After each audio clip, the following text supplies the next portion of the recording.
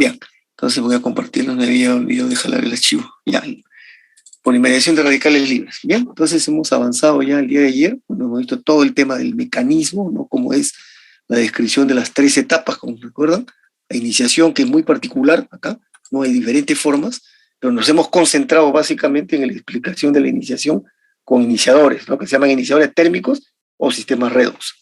¿Ya? Y ahí están, por un lado, perdón, eso, ¿no? Y por otro lado, comentamos rápidamente, lo hemos mencionado, la iniciación térmica, que no usa iniciadores, y la fotoquímica, que en principio no usa, pero en realidad usa unas sustancias que se llaman fotoiniciadores, que al final de cuentas son algún tipo de catalizador, ¿no? Pero lo que pasa es que la manera particular en que lo utiliza, junto con la aplicación de la radiación ultravioleta, lo hace distinto, pues, ¿no? Se hace que a estos dos, la térmica y la fotoquímica, sean consideradas iniciaciones que en principio no usan lo que se entiende clásicamente como catalizadores o iniciadores. En cambio, la segunda, los llamados iniciadores térmicos, esto es típicamente, el nombre mismo lo dice, ¿no? Esto es cuando usamos ciertos catalizadores llamados iniciadores, ¿no? Son tipo térmicos o redox. Entonces hemos visto que estos son básicamente, ¿no? los peróxidos, los azocompuestos y los sistemas redox. Ya esto está claramente. Después hemos hablado de la propagación, ¿no? Cómo ocurre la propagación y cómo se genera automáticamente la isomería acá, ¿no?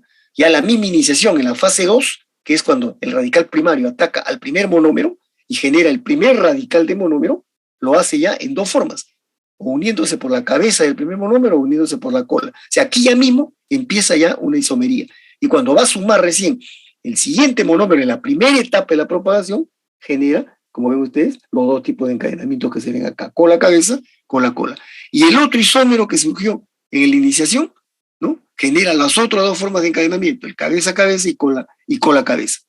Entonces ahí están las 4 formas automáticas que siempre se van a formar cada vez que se ocurre una etapa de la propagación. Y decíamos ayer que cuando esto se sume una etapa más, se va a repetir lo mismo, ¿no? Porque cada extremo reactivo, que es o una cola activada o una cabeza activada, cuando sume un monómero lo va a hacer o por la cabeza o por la cola. Y cuando lo haga por uno u otro, el otro extremo va a quedar el opuesto. Si es por la cabeza, queda extremo cola. Si es con la cola, es extremo cabeza. Y así se repite. Entonces, al final siempre son los 4 isómeros de encadenamiento que se forman en cada etapa de la propagación, pero los extremos reactivos solamente son de 2 tipos, ¿no? O cola radical o cabeza radical. Entonces, así creció y esto va formando diferentes tamaños, porque estas reacciones, por más que sean casi iguales, no son 100% idénticas. Hay unas que tienen una constante ligeramente mayor y que se van diferenciando entre ellas, aunque sea mínimamente. Entonces esto va haciendo que unas avancen más que otras y por lo tanto el tamaño, ¿no?, que generan es mayor que las que avanzan más lento. Y se va gestando así poco a poco la distribución de tamaño de cadena, que aparecen en principio 4 tamaños. Pero encima, si sumamos la isomería de tacticidad por el grupo X, ¿no?, en realidad cada encadenamiento que se forma tiene 3 formas a su vez, porque lo va a hacer en la versión isotáctico, sindiotáctico o atáctico. Entonces, en realidad acá hay 3 isómeros que se forman de este encadenamiento, y 3, y 3, y 3 más. O sea, 12 formas isoméricas mínimas que se forman en cada etapa de la propagación. Y eso por cada centro de crecimiento. Como ocurre muchas veces a su vez esto, o sea, es una competencia tremenda entre todos. Y eso lo que va a provocar es todo tipo de tamaño de cadenas. ¿Ya? Pasábamos a la terminación, que ocurre de diferentes formas también, o combinándose o dismutándose, ¿no? Y esta genera las cadenas más grandes, las cadenas intermedias, y cuando ocurre la terminación primaria, que normalmente la vamos a anular, la vamos a inhibir totalmente, se generan las cadenas más cortas. Entonces, esta es la realidad de la polimerización. Sumado lo previo, que era la distribución que se forma en la propagación, más toda la combinación completa que se hace en la terminación, donde todos los tamaños se mezclan contra todos los tamaños, aquí está claramente por qué va a haber distribución de tamaños de cadena. Después vimos las transferencias, los 3 ejemplos más comunes, ¿no?, con impurezas normalmente, ¿no?, de impureza del iniciador, impureza en el monómero y impureza en el solvente, ¿no? Y el concepto de la longitud cinética de cadena. ¿Ven? Esta es una definición así que se da ya arbitraria, ¿no? Pero bien pensada, porque tiene sentido por qué es igual a la velocidad de la propagación entre la velocidad de la terminación. ¿Ya? Esto es cuando no ocurren transferencias. Y cuando ocurren transferencias, las terminaciones van a ser no solamente la terminación normal, sino todas las transferencias que provocan terminaciones también. Por eso es que el denominador, cuando hay reacciones de transferencias, aumenta, porque hay más términos, y al aumentar, la longitud de cadena se reduce. que es el efecto inmediato que se sabe que ocurre cuando hay transferencia de cadena. Bueno, después hemos empezado, vimos la cinética, ¿no? Y estuvimos explicando que acá ya estamos aplicando, ¿no? En más de un momento hemos aplicado el concepto de estado estacionario. Pero si vemos el mecanismo global acá, yo puedo aplicar el estado estacionario a todo el mecanismo completo o lo podría aplicar a cada etapa individual. Normalmente en el modelo cinético lo estamos aplicando al todo el mecanismo completo y a la iniciación especialmente. Entonces, en el mecanismo completo, ¿qué decimos? ¿No? El concepto de estado estacionario nos dice que la concentración de las especies activas, o sea, los radicales, se mantiene más o menos constante, o sea, no depende del tiempo. La derivada de su concentración con el tiempo es cero. ¿Y por qué? ¿Por qué? Porque la velocidad de formación, que es muy rápida, es igual a la velocidad de consumo. Entonces, todo el tiempo se forma rapidísimo y desaparece de inmediato. Eso hace que nosotros observemos como que se mantiene constante. Por eso invocamos que se da una hipótesis casi estacionaria, ¿no? Y eso es lo que hemos aplicado primero y decimos, lo que se forma, ¿dónde se forman los radicales? En la velocidad de iniciación. Cuando ya hemos definido la iniciación del radical libre, vemos que la iniciación propiamente va a ser cuando el radical primario ataca al monómero. Esa es. Y esto tiene su constante, como ya después lo hemos visto, ¿no? ¿Y dónde terminan? En la terminación, pues. Entonces, ¿qué cosa significa aplicar la hipótesis del estado estacionario a todo el mecanismo completo? Es decir, que la velocidad de la iniciación es igual a la velocidad de la terminación. ¿Ven? Ese es el mecanismo. Y dentro de la iniciación también, ¿no? Se forma el radical primario y el radical primario ataca al monómero y forma el centro de crecimiento. Entonces, esas dos velocidades tienen que ser iguales para que se mantenga estacionariamente la iniciación. Entonces, eso se explicaba acá, ¿no? Si empezamos primero, como hicimos el primer análisis, planteamos, ven, la hipótesis del estado estacionario a todo el mecanismo, velocidad de iniciación igual a la terminación, igual a 2kt por m al cuadrado. ¿Por qué? Porque esto sale de acá, ¿no?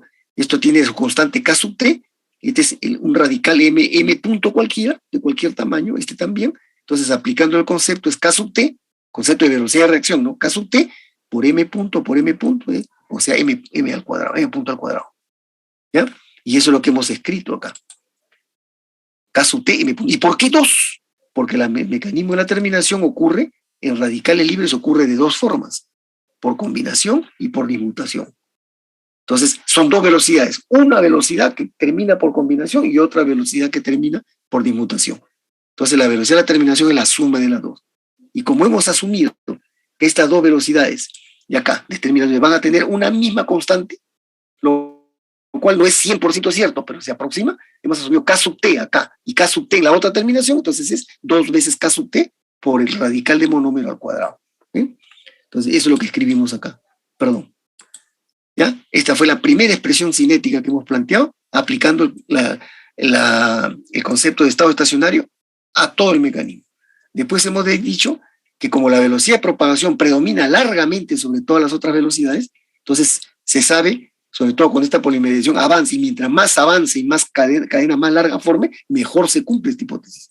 Porque quiere decir que más tiempo ha predominado ¿no? la velocidad de propagación. Por eso se dice que la velocidad de polimerización total es aproximadamente igual a la de la propagación. Entonces acá se iguala. La velocidad de polimerización igual a la velocidad de propagación, RP, en la ecuación 2. Y eso por definición es el consumo del monómero. ¿Ven? Menos, por ser consumo, la derivada de la concentración del monómero con el tiempo. ¿Y esto de dónde lo saco a su vez? De las ecuaciones de la propagación, que viene a ser constante de propagación por la concentración del monómero radical por la concentración del monómero. ¿Ven? Acá está. Kp por concentración del radical de monómero por la concentración del monómero. O sea, toda esta ecuación 2 es bien importante, ¿no? Porque acá estamos fijando ciertos conceptos. Entonces, después el resto ya es matemáticas, despejamos m asterisco de la ecuación 1 y lo reemplazamos en la 2 y se llega a la ecuación 3. Entonces vemos que la velocidad de la propagación, que es igual a la de la polimerización, y eso es lo que estoy buscando, es esta expresión, pero va a depender de quién es la iniciación. Y por eso se analiza para los tres tipos principales, pero sobre todo para la iniciación con iniciadores térmicos. Y eso es lo que hicimos a continuación, ¿no? Aquí ya especificamos, ¿ven? Cómo es la iniciación en radicales libres en 2 etapas. El radical primario se descompone, ¿no? Hemos visto cuando es peróxido, cuando es compuesto, da el doble, ¿no? Forma 2 veces el radical primario y ataca al monómero y forma el radical de monómero, el centro de crecimiento. Entonces aquí definimos específicamente las dos constantes, ¿no? La constante de descomposición del iniciador y la que es verdaderamente la constante de iniciación, porque aquí se inicia propiamente el mecanismo. Si no hay el ataque al monómero, no se forma el centro de crecimiento, así se haya formado el radical primario, no hay polimerización. Entonces, por eso a esta se le llama constante de iniciación y velocidad de iniciación. ¿Ya? Entonces, lo que estamos haciendo es, usando las ecuaciones anteriores, estamos planteando la velocidad de iniciación. Aplico acá el concepto, ¿no? Velocidad de iniciación, ¿no? Acá está, pero acá, dentro de la etapa de iniciación, también aplicamos la hipótesis del estado estacionario. Quiere decir que los radicales que se forman, ¿quiénes son? El radical primario es igual a los que se consumen, acá. O sea, acá la velocidad de B sub D, la velocidad de descomposición debe ser igual a la velocidad de iniciación. Y eso es lo que planteamos en esta ecuación 4, ¿no? ¿Cuál es la velocidad de descomposición? De acuerdo a la definición cinética, es 2 veces K sub D por la concentración del iniciador. Y esta debe ser igual a esta otra, que es K sub I por la concentración del radical primario, ¿no? Del radical primario por la concentración del monómero. Así que esta expresión 4 no es sino la hipótesis del estado estacionario y tomando las definiciones de velocidades de reacción de ambas reacciones.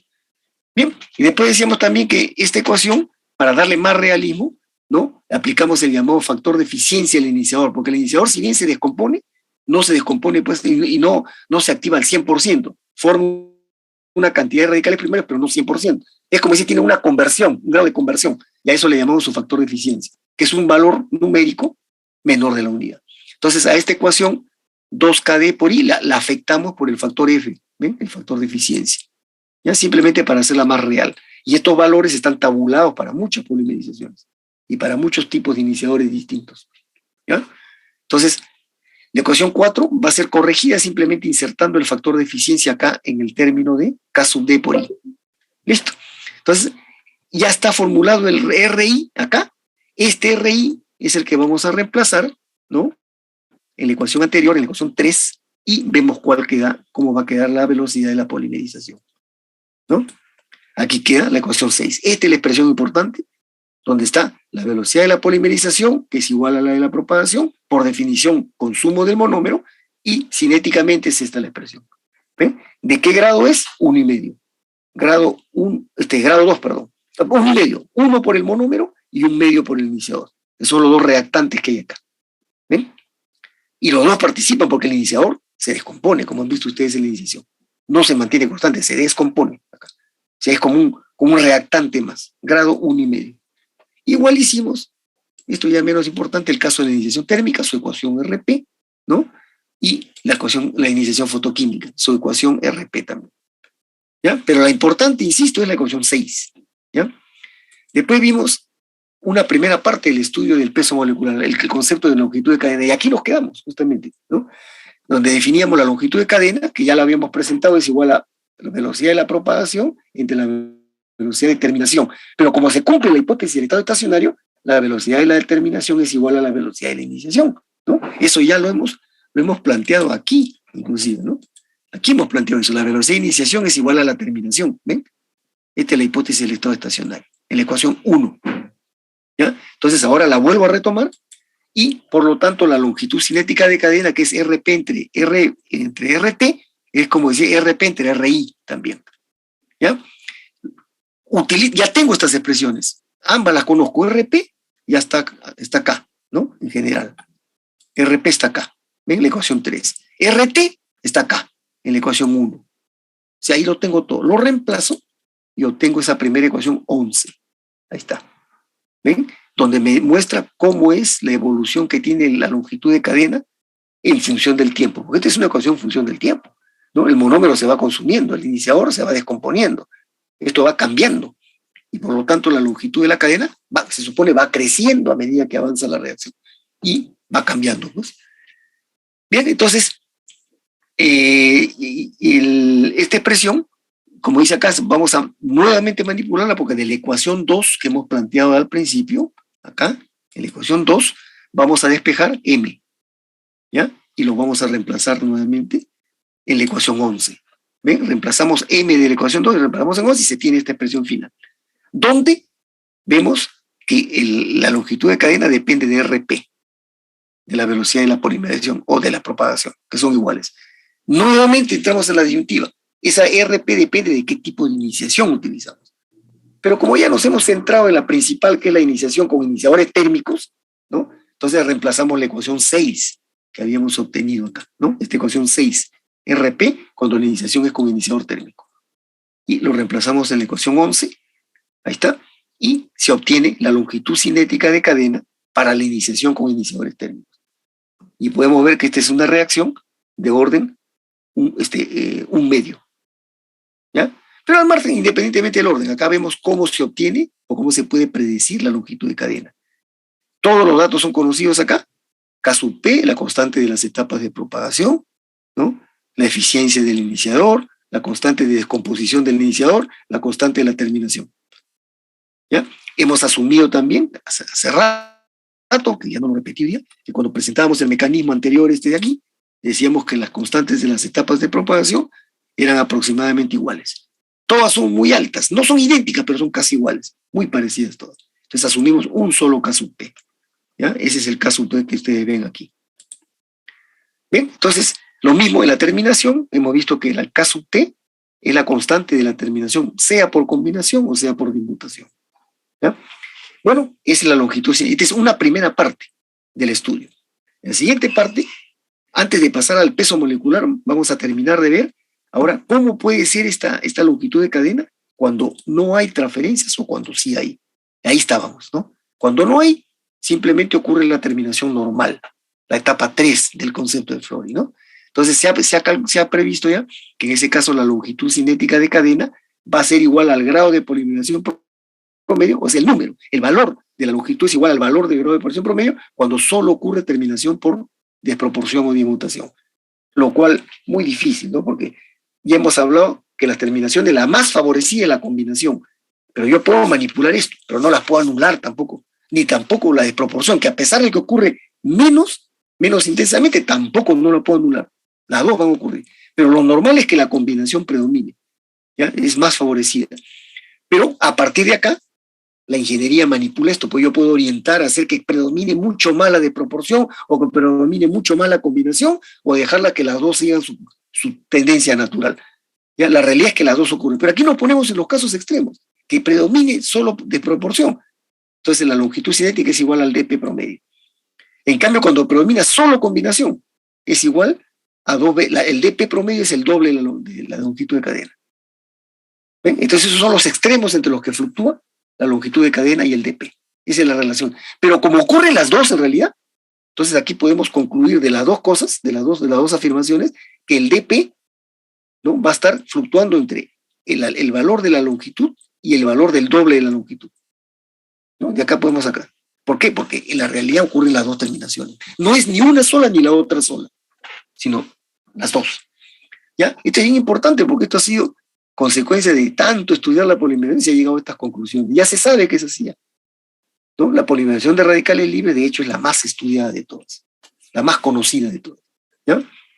Bien, ahora, esto era cuando no había reacción de transferencia. Y cuando había transferencias, explicamos ayer, entonces, ¿qué? Se define, pues, la longitud de cadena. Si yo regreso al concepto de longitud de cadena acá, sería RP entre todas las formas de terminación.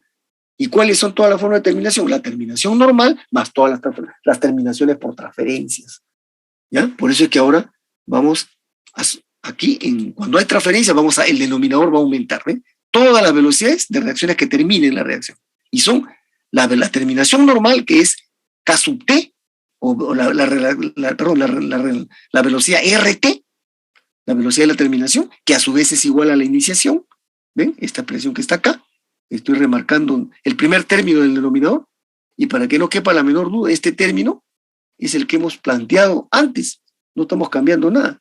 Cuando dijimos acá, RT es igual a RI, igual a 2KT, por la concentración del monómero al cuadrado. Pero después lo hemos corregido con el factor de la eficiencia del iniciador, ¿no? Cuando ya lo especificamos. Este es el RI igual al RT. 2 veces el factor de eficiencia, KD por I. ¿Ya? Bien, entonces reemplazamos simplemente esas expresiones, ahora aquí, ya ahí está. Este es K sub D, K sub D por la constante del iniciador, y todas estas son las ecuaciones de las velocidades de transferencia causada por la impureza del monómero, esta de acá por la impureza del solvente y la última por la impureza del iniciador. ¿Ven? Estamos asumiendo que estas son las 3 formas principales. Y si hubiera más, se siguen sumando acá. Entonces ustedes pueden darse cuenta que mientras más transferencias haya, el grado de polimerización va bajando, ¿no? Porque aumenta el denominador. Bueno, y acá se hace una manipulación al reemplazar RP, ¿no? RP ya lo tenemos definido, RP estaba anteriormente puesto aquí, perdón, acá, RP era, ¿ven? K sub P por la concentración del monómero radical o la radical del monómero por el monómero. Esta expresión 2 la vamos a reemplazar aquí en todos los términos. ¿Ya? Esta va a estar acá, y entonces cada uno de los términos del denominador va a estar relacionado a RP. Cuando yo invierto esto, voy a tener los 4 términos del denominador divididos entre RP. Entonces voy ejecutando esos factores y para abreviar defino estas relaciones, los coeficientes C, ¿no? Cuando es la constante TR del monómero entre KP se llama CM. Cuando es TR, la constante de transferencia por la impureza del solvente entre KP, CS. Igual para la impureza del monómero, del iniciador, perdón. Entonces se simplifica y da la ecuación en rojo. Y esta expresión me está mostrando claramente cómo se afecta el polímero, el crecimiento del polímero a través del grado de polimerización promedio con las transferencias que pueden ocurrir. ¿Ya? Si no hubiera ninguna transferencia, estos 3 términos de la derecha, CM, CS y CI, desaparecen, porque no habría transferencia. Entonces, ¿qué cosa queda? Esto lo invierto y el grado de polimerización promedio que estamos obteniendo es el grado de polimerización normal, que se llama DP0, DPM0, que es cuando no hay transferencia. ¿Ve? Pero cuando hay transferencia estamos viendo claramente, ¿no? Acá están viendo ustedes qué significa CM, CS y CI. Es una relación entre las constantes de las transferencias y la de la propagación normal. Entonces, mayor valor de CM, ¿qué significa? Más transferencia del agente respectivo. ¿Se dan cuenta? Entonces, como acá están en los numeradores estos valores, estos constantes C, ¿ya? Puedo ver claramente que a mayor transferencias, o sea, más presencia de la constante K, estos coeficientes son mayores. Entonces, estos números aumentan, por lo tanto, el grado de polimerización disminuye, se afecta. Pero también podemos ver que estos dos últimos no solamente dependen de los coeficientes, sino a su vez de la concentración misma del agente o del compuesto que causa la transferencia. En este caso, el solvente a través de sus impurezas, o el iniciador a través de sus impurezas. ¿Ven? Entonces, esta es una ecuación un poco compleja, pero que tiene sentido, ¿no? Que aquí me muestra claramente. En cualquier forma, cualquier transferencia que aumente afecta directamente al peso molecular de manera inversa. Y esto es lo que se muestra en el gráfico siguiente. Pero decíamos que la experiencia ha mostrado que de estas 3 formas principales de transferencia, la más peligrosa es la del solvente. ¿Ya? Porque las impurezas del iniciador, si bien pueden venir, vienen en pequeñísimas dosis, lo mismo el monómero. Normalmente estos compuestos pueden traer impurezas, pero en muy poca cantidad. ¿Ya? Pero la que puede traer en más cantidad es el solvente, porque los solventes nunca vienen al 100% puros. ¿Eh? Y bueno, ya esa es hablar de los solventes es hablar de la química normal, ¿no? Entonces, en este caso, un tema netamente de la polimerización se ve influenciado digamos, por la química, es decir, de decirlo de alguna manera, ¿no? Entonces, se sabe por eso que los solventes son los que normalmente arrastran las impurezas más peligrosas de todas, ¿ya? Porque pueden ser hasta residuos o impurezas orgánicas o metálicas, inclusive. Y esas son las que causan las peores transferencias, ¿ya? Entonces, esta ecuación se le ha adaptado a un caso más real, diciendo que normalmente el CS predomina largamente sobre el CM y el CI. Entonces, vemos la posibilidad cuando estos sean despreciables. Y esta ecuación última se transforma, ¿no?, en una más reducida, que es la que teníamos acá, ¿no? ¿Ven? Simplemente hemos quitado los otros 2 transferencias. Y esta es la que está graficada aquí en esta gráfica que ven ustedes, color verde. Entonces, esta gráfica está hecha para varios solventes. Un minutito, por favor, me están llamando de la facultad. Ya, por favor.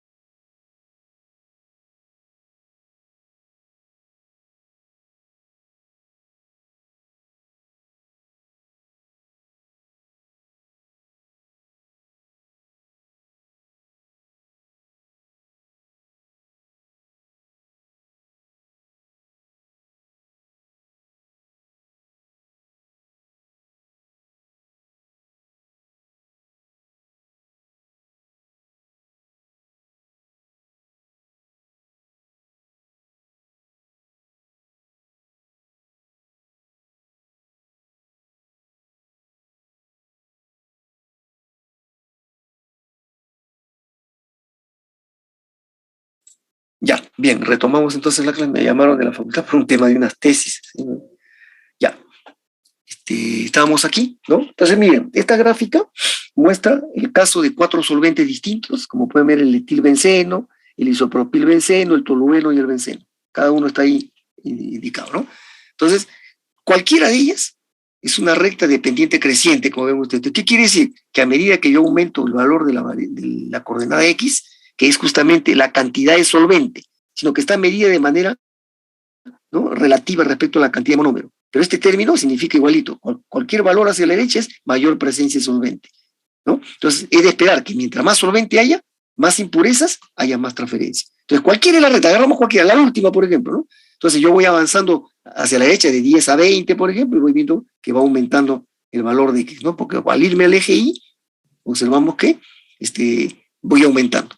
Aumenta el X, aumenta el valor de Y. ¿Y el Y qué cosa es? La inversa, es una constante, 10 a la quinta. Este valor X raya N es el dpm, ¿ya? Por si acaso.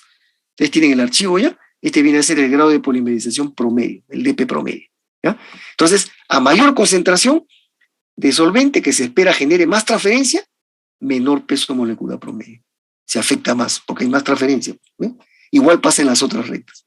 Entonces, estas gráficas se construyen normalmente para saber el efecto de estos valores, ¿no? Claro, esta es una gráfica general, este es para estos casos 4, pero si yo tuviera otros solventes, van a diferir, ¿no? Pero la tendencia es la misma, creciente. Ahora, si yo comparo y tuviera que elegir entre los solventes, esta gráfica me da una idea. Y eso es lo que se tiene normalmente, la gráfica hecha para una cantidad de solventes y ver quién es mejor o quién es preferible. Entonces, imagínense que yo estoy acá en un valor 5, ¿ya? Y tiro una vertical, ¿no? Tiro una vertical. ¿Cuál es el que da el mayor valor? La última, pues la más empinada, que es la que tiene cuadraditos, ¿no? Blancos, que viene a ser el benceno. O sea, esa es la que al tener el valor más alto es la que me baja más el peso molecular. O sea, es el que probablemente genera más transferencia, el más perjudicial de los solventes. El menos perjudicial, el último, porque es el que da el menor valor en la ordenada y por lo tanto el mayor dp promedio. Ese último sería, el último es el benceno, perdón. El primero es el circulito, isopropilbenceno es el primero, este de acá. Y este es el benceno. ¿Ven? Entonces eso me da criterios para saber, si tuviese que recurrir al solvente, cuál es preferible. Y hay solventes como este de acá, por ejemplo, al ver la pendiente, este genera una transferencia moderada, leve. Esta ya una transferencia importante, y estas son extremas ya. Porque quiere decir que incluso a bajas concentraciones de solvente, ya fíjense cómo se afecta, ¿no? Yo puedo comenzar con 1%, acá estamos en 10, en 5. Fíjense, 1% por acá, el peso molecular estaría por acá el grado. Pero suba a 2%, ya está por acá. En 5% ya está por acá. Miren, qué tal cambio, qué tal caída brusca que tiene el grado de polimerización promedio. Quiere decir que hay una transferencia intensa acá, sumamente perjudicial para la polimerización. En cambio, el benceno, miren, entre 1 y 5 la variación es pequeñita, pues, ¿no? Si 5 está acá, digamos coincide donde está el circulito, este es el valor 5, y 0 es acá, miren, solamente varía un pequeño rango nomás el peso molecular. ¿Eh?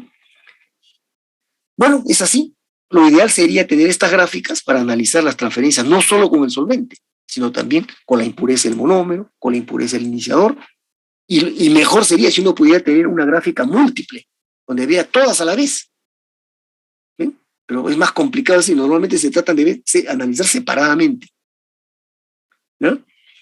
Bien, porque analizándolos separados, si yo concluyo que el solvente es la que causa más transferencia, el iniciador no causa mucho, el monómero puede ser que cause levemente, entonces eso me permite tener criterios para escoger qué monómero es mejor que otro, o qué iniciador es mejor que otro, ¿no? Qué solvente es mejor que otro, etc.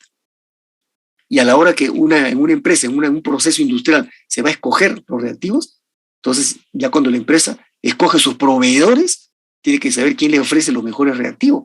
Ese es otro aspecto también que se maneja mucho a nivel de empresa, ¿no? Las compras. Y tiene que ser alguien que tenga criterio, no se trata de comprar al precio más barato solamente. Puede ser que me vengan los reactantes más baratos, pero vienen con más impurezas. Y al que no conoce, se funde, pues, ¿no? Porque sabe que va a tener problemas en la polimerización. Bien, con eso termina entonces y concluimos reforzamos el tema ahora con la segunda parte del tema del peso molecular. Hemos visto la longitud de cadena y un poco el grado de polimerización promedio, ¿ya? Entonces, Ahora, acá hay una presentación resumida de los principales aspectos de la distribución. Acá, como dice el título, vamos a analizar un poco la distribución del peso molecular. ¿Ya? Entonces, acá hay algunas ideas, ¿no?, importantes sobre la polimerización de radicales libres, ¿no? Entonces, como dice acá, el estudio de la distribución es más complejo que la polimerización de condensación. ¿Ya? ¿Por qué? Porque hay más detalle. El solo hecho que aquí haya el problema de la transferencia y que haya más de una forma de terminación y que la iniciación sea en 2 etapas, todo eso lo hace que la cinética sea más compleja, ¿no? Entonces, la consecuencia de eso, que es el efecto en el polímero, es más complicado, ¿ya? Pero felizmente, como esta es la polimerización más estudiada, también se ha conocido ya mucho, se conoce bastante esta polimerización y se tiene una serie de casos, ¿ya? El segundo punto nos dice, en el cuadro de arriba, que el peso molecular que se produce en cualquier instante va cambiando con la conversión. Eso es de esperar, porque la conversión va cambiando con el tiempo también, ¿no? Estos son variables cinéticas clásicas, ¿no? Ya les he dicho, la concentración, la conversión, es lo básico, lo primero que estudia la cinética en función del tiempo. Entonces, cuando hablamos de un estudio cinético, automáticamente estamos entendiendo de que cualquier parámetro cinético está cambiando con el tiempo, o es dependiente del tiempo. Ahora, lo importante es saber de qué forma de dependencia tiene con el tiempo. Esa es la cinética, justamente, ¿ya? Entonces, como la concentración de los monómeros y el iniciador van cambiando, ¿ven? Porque el iniciador se va descomponiendo, va atacando al monómero, va generando los centros reactivos, ambos van cambiando permanentemente en el tiempo y van afectando la conversión en el tiempo también, ¿ya? Bien, y algo más, como algo les comentaba ayer también cuando vimos este cuadrito, recuerdan, de los valores de las constantes, ¿no?, que son dependientes de la temperatura, ¿ya? Y eso, por un lado, esto es conocido. Cualquier constante de reacción en realidad depende de la temperatura. Son muy sensibles. Pero además, como se dice aquí, ya en el tema del peso molecular, las constantes a veces también van cambiando con el tiempo. ¿Por qué? Porque en el fondo, el hecho de que una constante de velocidad de reacción cambie con el tiempo, eso es una señal, un indicio indirecto de que el fenómeno real no ocurre en un estado 100% estacionario. Realmente, porque en fin, cuando no es 100% estacionario, todo cambia con el tiempo, ¿no? Entonces, las mismas constantes se vuelven dependientes. ¿Por qué? Porque como las concentraciones del monómero iniciador van cambiando, la conversión va cambiando, la misma tendencia de la reacción, que es medida por la constante, también va cambiando en el tiempo. Bueno, este es un tema ya de la catálisis y la cinética, ¿no? No quiero profundizar más, pero sobre esto hay muchas cosas que decir. Solamente estamos exponiendo algunas ideas acá, para no entrar muy al detalle. Entonces, el estudio del peso, de la distribución de los pesos, se va a hacer tomando varias situaciones distintas. La más común de todas, no digo la más importante, la más común, cuando se trabaja a bajas conversiones. Ya, esto quiere decir que los pesos moleculares no son muy altos. De todas maneras, acá, en la poliadición, los pesos moleculares son mucho mayores que en la condensación. En la condensación, ya les había comentado, los pesos moleculares no pasan de 60.000, 70.000 a lo más. Pero muchos polímeros obtenidos por policondensación, sus pesos moleculares están por debajo de 30.000. Muchas fibras, muchos plásticos de poliéster, poliamidas, tienen pesos moleculares 15.000, 18.000, 25.000, no pasan de eso. Y eso en el campo de los polímeros son pesos moleculares bajos para polímeros. En cambio, los polímeros de adición, todos son normalmente están de 50.000, 100.000 para arriba. Pero esos son pesos bajos también, porque hay millones también de pesos moleculares en la poliadición. Entonces, cuando hablamos de bajas conversiones, estamos hablando de los pesos no muy altos, ¿ya? Esto se practica bastante. Y, por lo tanto, de acuerdo a lo que conocemos, esta polimerización de por sí tiene la tendencia que una vez que arranca, ya ustedes saben, una vez que arranca, rápidamente llega a su valor tope. ¿Ya? Tiene una tendencia natural de llegar a un valor, pero yo lo puedo aumentar. Manipulando la cinética puedo hacer que crezca y llegar a altas conversiones. Pero eso tiene consecuencias, ¿ya? Como vamos a ver ahora. Entonces, normalmente, muy frecuentemente se trabaja con conversiones, por lo menos que no son altas, ¿ya? Este es el caso que estamos viendo. Entonces, en esta situación, las concentraciones y los parámetros cinéticos se pueden aproximar a que son más o menos constantes. Y una vez en estas condiciones, se puede decir que el peso molecular que se obtiene se mantiene también constante. ¿Por qué decimos esto? Porque el día de ayer yo les comentaba algo que ya lo hemos venido diciendo desde el principio del capítulo, ¿no? Esta polimerización crece rápido, llega al tope y ya no avanza más, salvo que yo haga algo, ¿no? Pero hablamos de la tendencia natural de la polimerización. Llega a un tope y se queda ahí. pero esto ocurre en poco tiempo. Si yo no actúo a tiempo, como hemos visto en el mecanismo cinético acá, y eso lo dije ayer justamente, si yo no actúo a tiempo, este mecanismo que está acá, ¿no? General, me dice que cualquiera de estas reacciones, sobre todo las últimas, que son las que me han llevado el polímero a un tamaño más grande, pueden volverse reversibles. Ese es un tema ya de la química, ¿se dan cuenta? Entonces, y eso puede pasar en la poliadición, que yo puedo haber llegado a un tamaño grande y si lo dejo ahí y no actúo a tiempo, puede empezar a volverse ligeramente reversible la reacción. ¿Y qué va a ocurrir ahí? El polímero empieza a regresar a valores menores de peso molecular. O sea, empieza a ocurrir lo que se llama la depolimerización. Y eso no me conviene, pues, porque para eso llega a un peso, y si después va a estar bajando el peso, malogra el polímero. Entonces, por eso es que la tentación que hay muchas veces de llegar a pesos moleculares altos, que son cadenas grandes, ¿no? Tiene sus contras. En cambio, trabajar a las conversiones bajas me lleva a esta conclusión, que el polímero, una vez que llegó a su tope, se mantiene más o menos constante y no tiene tendencia de polimerizar. ¿Ya? Esa es la razón, en el fondo, por la cual se trabaja generalmente a bajas conversiones. ¿Ya? Pero eso no quiere decir que no haya polimerizaciones a alta conversión. Se hacen también poliadiciones de radicales libres a alta conversión, cuando la necesidad sea así, cuando se requiera se hace. Y la cinética tiene todos los instrumentos y las herramientas para controlar la polimerización y lograr que el polímero salga bien de todas maneras. ¿Ya? Entonces, este primer caso, como digo, me lleva a esta primera conclusión. Cuando hay bajas conversiones, las concentraciones y los parámetros cinéticos, o sea, las constantes, ya no van a cambiar con el tiempo. Y el peso se va a mantener casi igual. Entonces, en estas condiciones ya se ha estudiado mucho esta polimerización y dice acá, considerando que cada cadena cinética produce una cadena de polímero, ¿eso qué quiere decir? Cada cadena cinética produce una cadena de polímero, quiere decir eso, nuevamente, en este esquemita importante, ¿no? Quiere decir acá que cada cadena cinética, que estamos en la terminación, cada macroradical que he obtenido, por naturaleza, que genera una cadena. Y no puede ser otra cosa diferente a eso.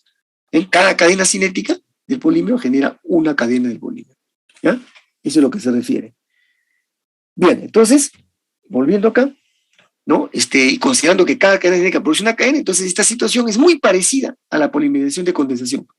Cada cadena que se iba formando en una etapa, ¿no? Se mantiene y genera, cuando crece, la siguiente etapa. Esa siguiente etapa genera otra siguiente etapa. ¿Sí? No hay otras alternativas, no hay más.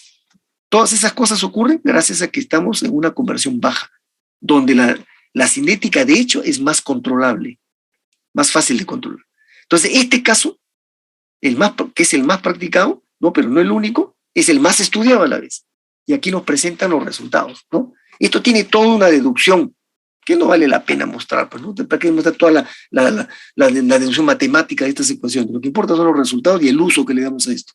Entonces se ha obtenido el llamado grado de polimerización promedio numérico, igual que hicimos en la policondensación.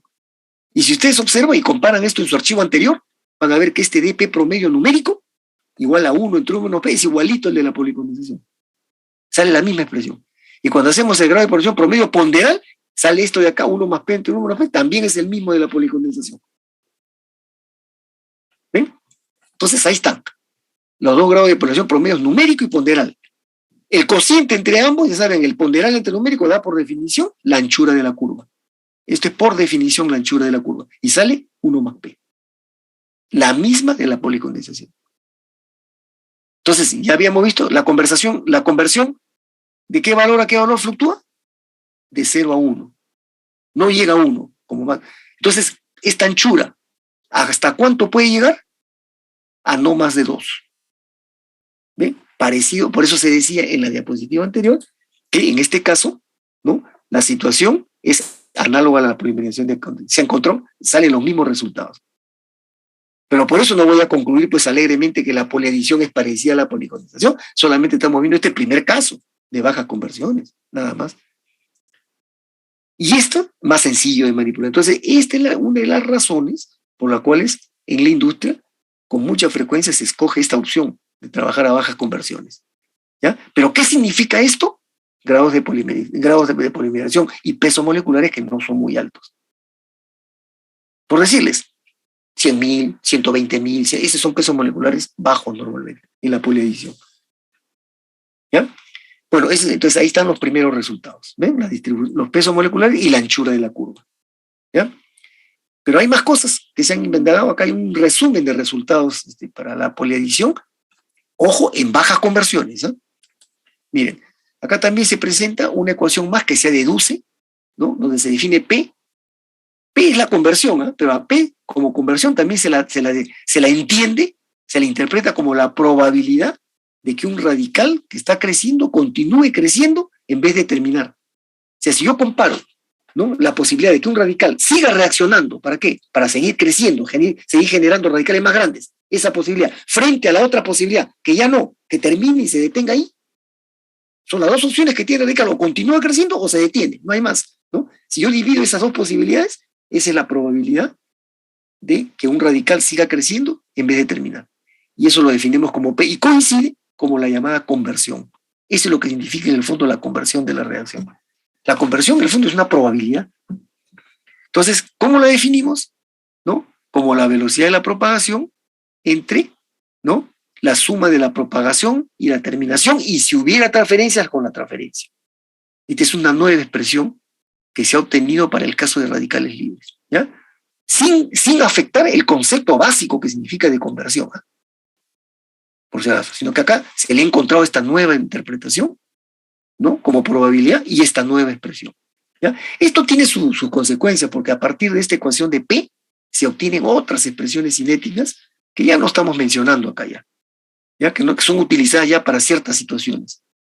Pero en cambio lo que está acá abajo sí es importante, ¿ya? Porque tenemos un caso particular que puede darse en la práctica. Pero siempre no olviden en esta primera opción, ¿eh?, de bajas conversiones, ¿ya? Entonces, miren, cuando la terminación ocurre por combinación, puede darse, porque yo sé que la terminación por combinación es la más favorecida frente a la dismutación.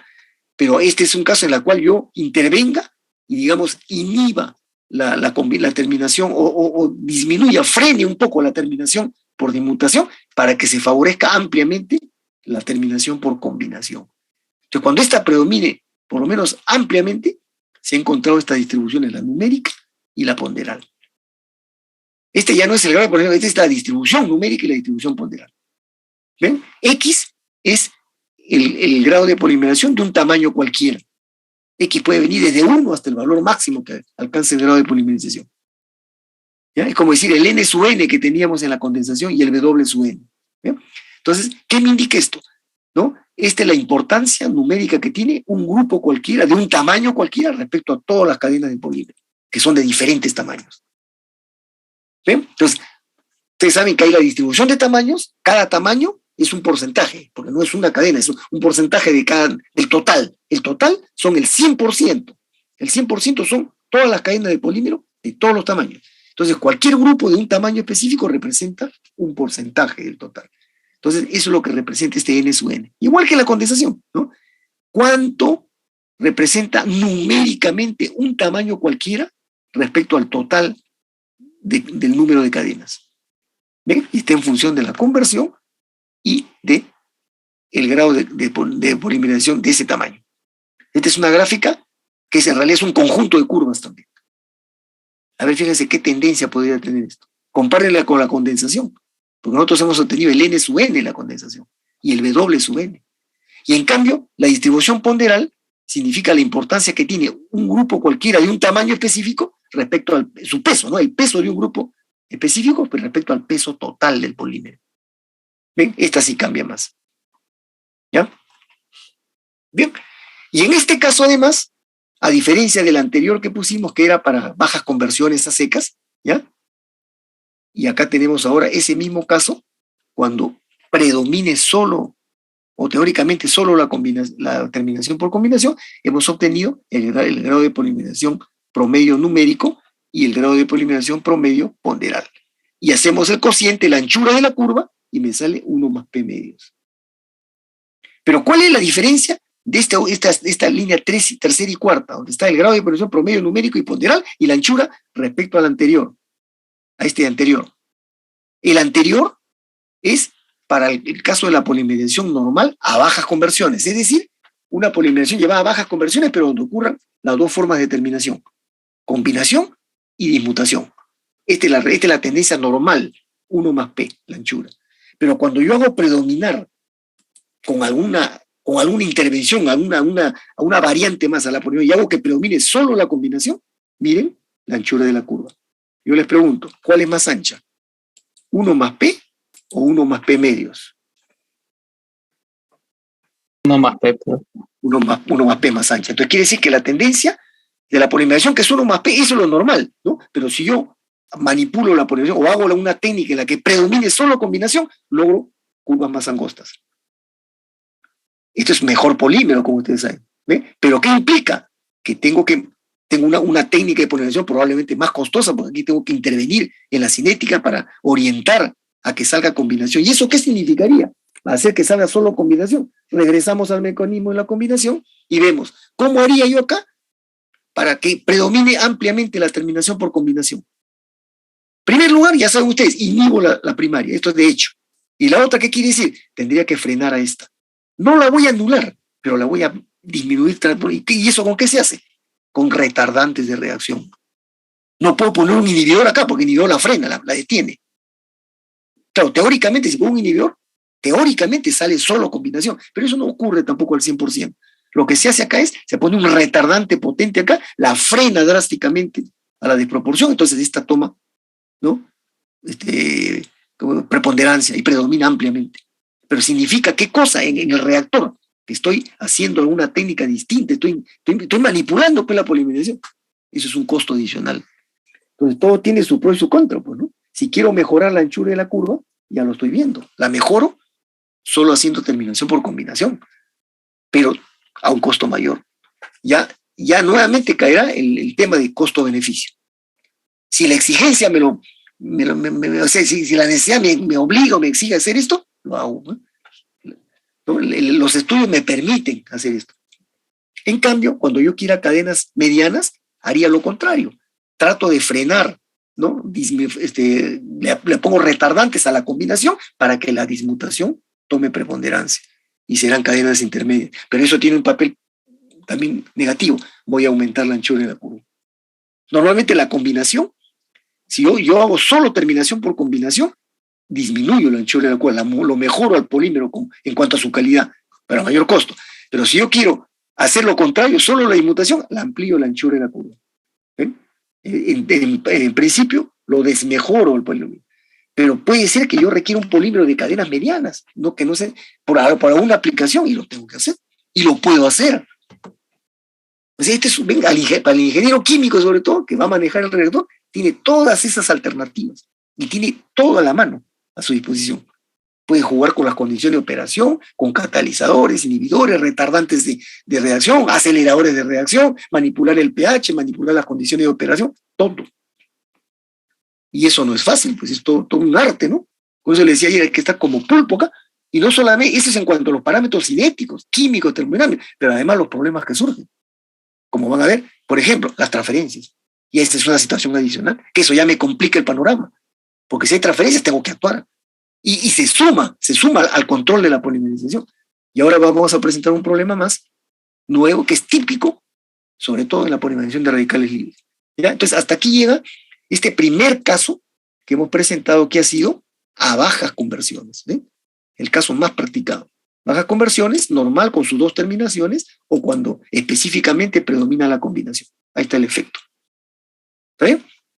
Ahora, acá hay un resumen de otros casos. Miren, el opuesto. Ahora, muchas polimerizaciones también se hacen a altas conversiones, o hasta casi completas. Porque la polimerización, ya sabemos, una vez más decimos, la polimerización comienza y de por sí solita tiende a llegar rápido al tope. Pero si yo la ayudo, ¿no? Yo la ayudo con la catálisis y hago que ese tope sea lo más alto posible, o sea, que llegue a cadenas más grandes, eso significa conversiones más altas. Pero ya significa que algo más voy a hacer, voy a intervenir en la polimerización. Se puede, pero miren lo que pasa. La distribución se hace mucho más ancha. Este es el riesgo. No estamos presentando resultados acá, porque acá hay una serie de opciones diferentes, ¿no? Hablar de conversión alta, eso de alta es un término un poco vago, pues, ¿no?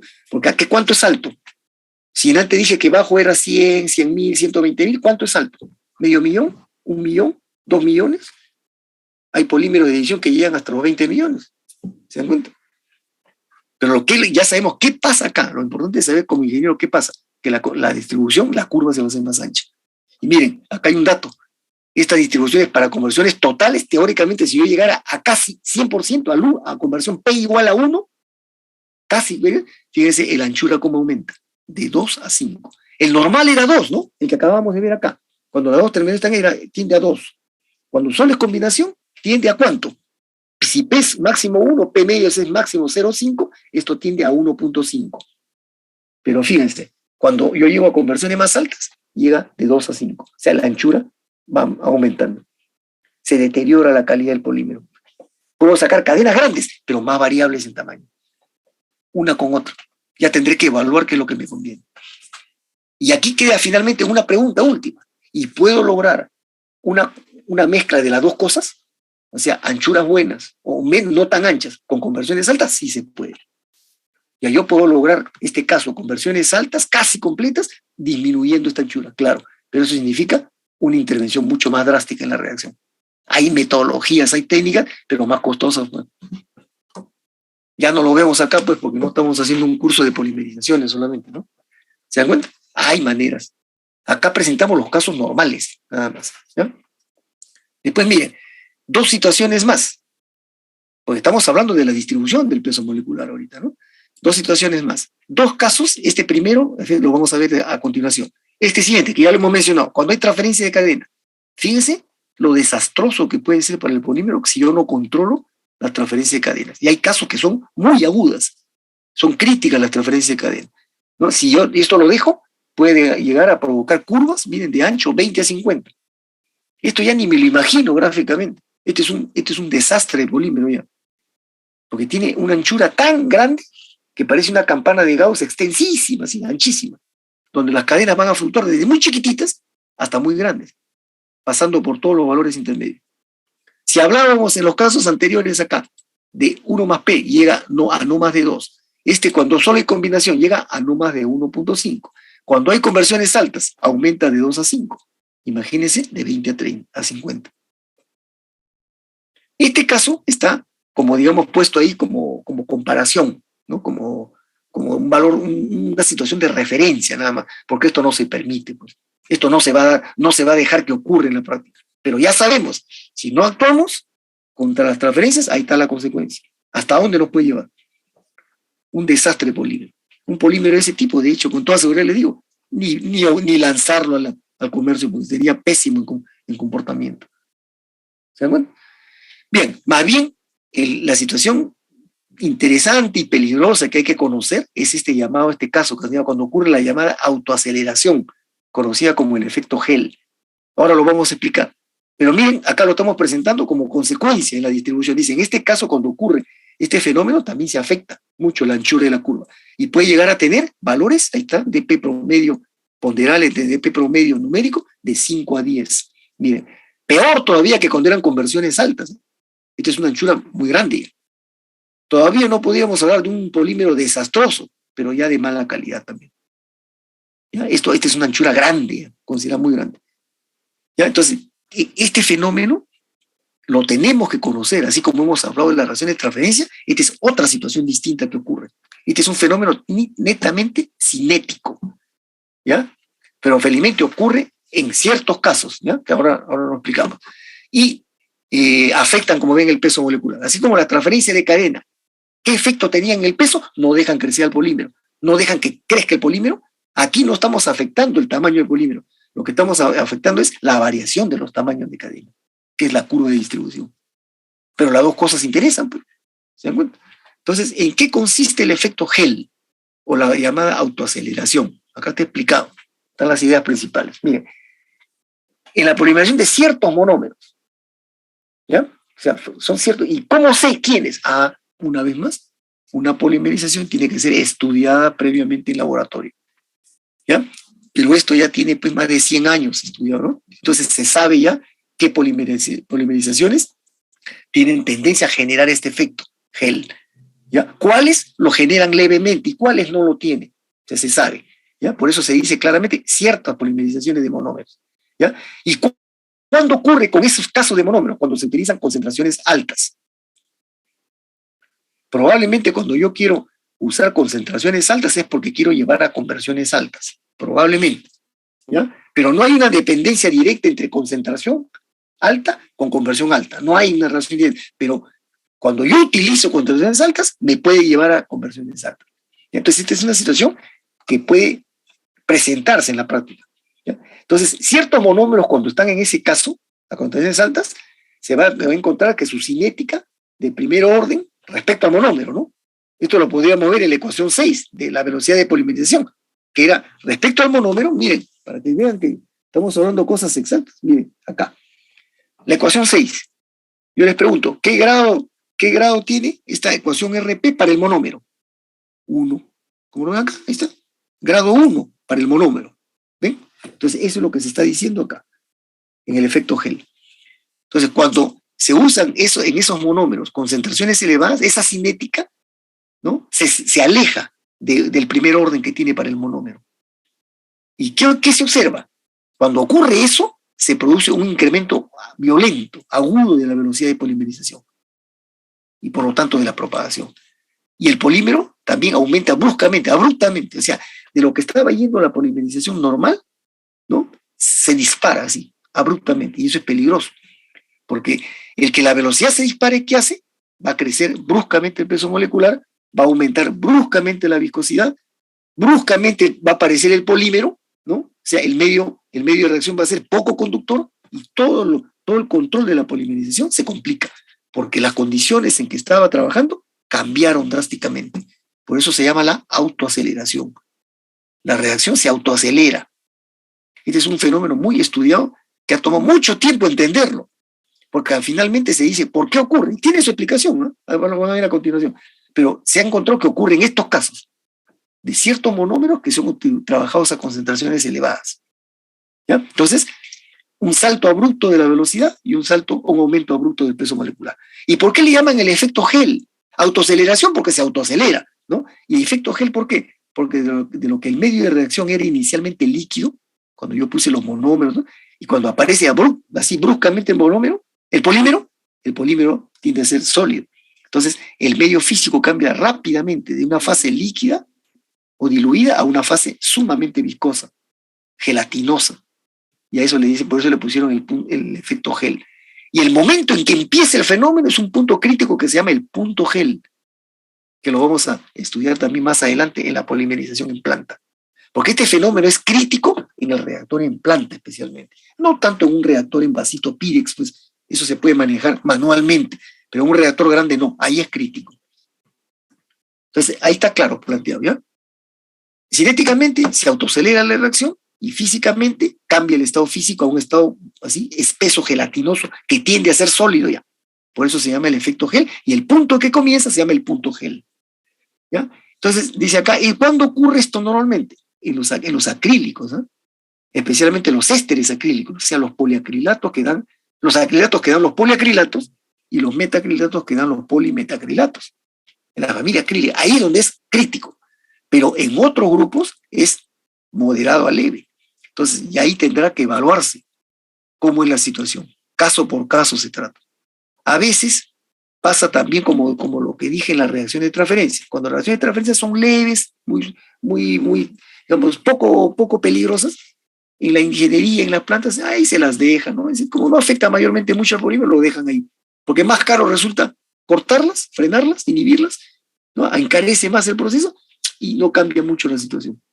Eso cuando es leve, pero cuando es crítica tengo que actuar. Igualito acá, cuando el efecto Hell es leve, ahí lo dejan ahí. Pero es muy agudo en los acrilatos. Ya tendrá que verse la situación en cada caso, ¿ya? Y la explicación está acá. ¿Ven? Miren, se debe a medida que, como decíamos, perdón, en la diapositiva anterior, ¿no?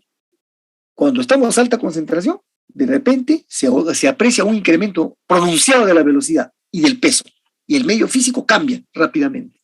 Entonces, ¿qué es lo que ocurre? Se produce una disminución de la velocidad de difusión de los radicales grandes, de los macroradicales. Si estos habían crecido ya, están los grandes, como son los más grandes, son los más pesados, los más lentos, las cadenas más cortas son más movibles, tienen más difusión, más movilidad. Entonces, lo que va a provocar el fenómeno es que las cadenas grandes disminuyen fuertemente su capacidad de difundirse, de moverse.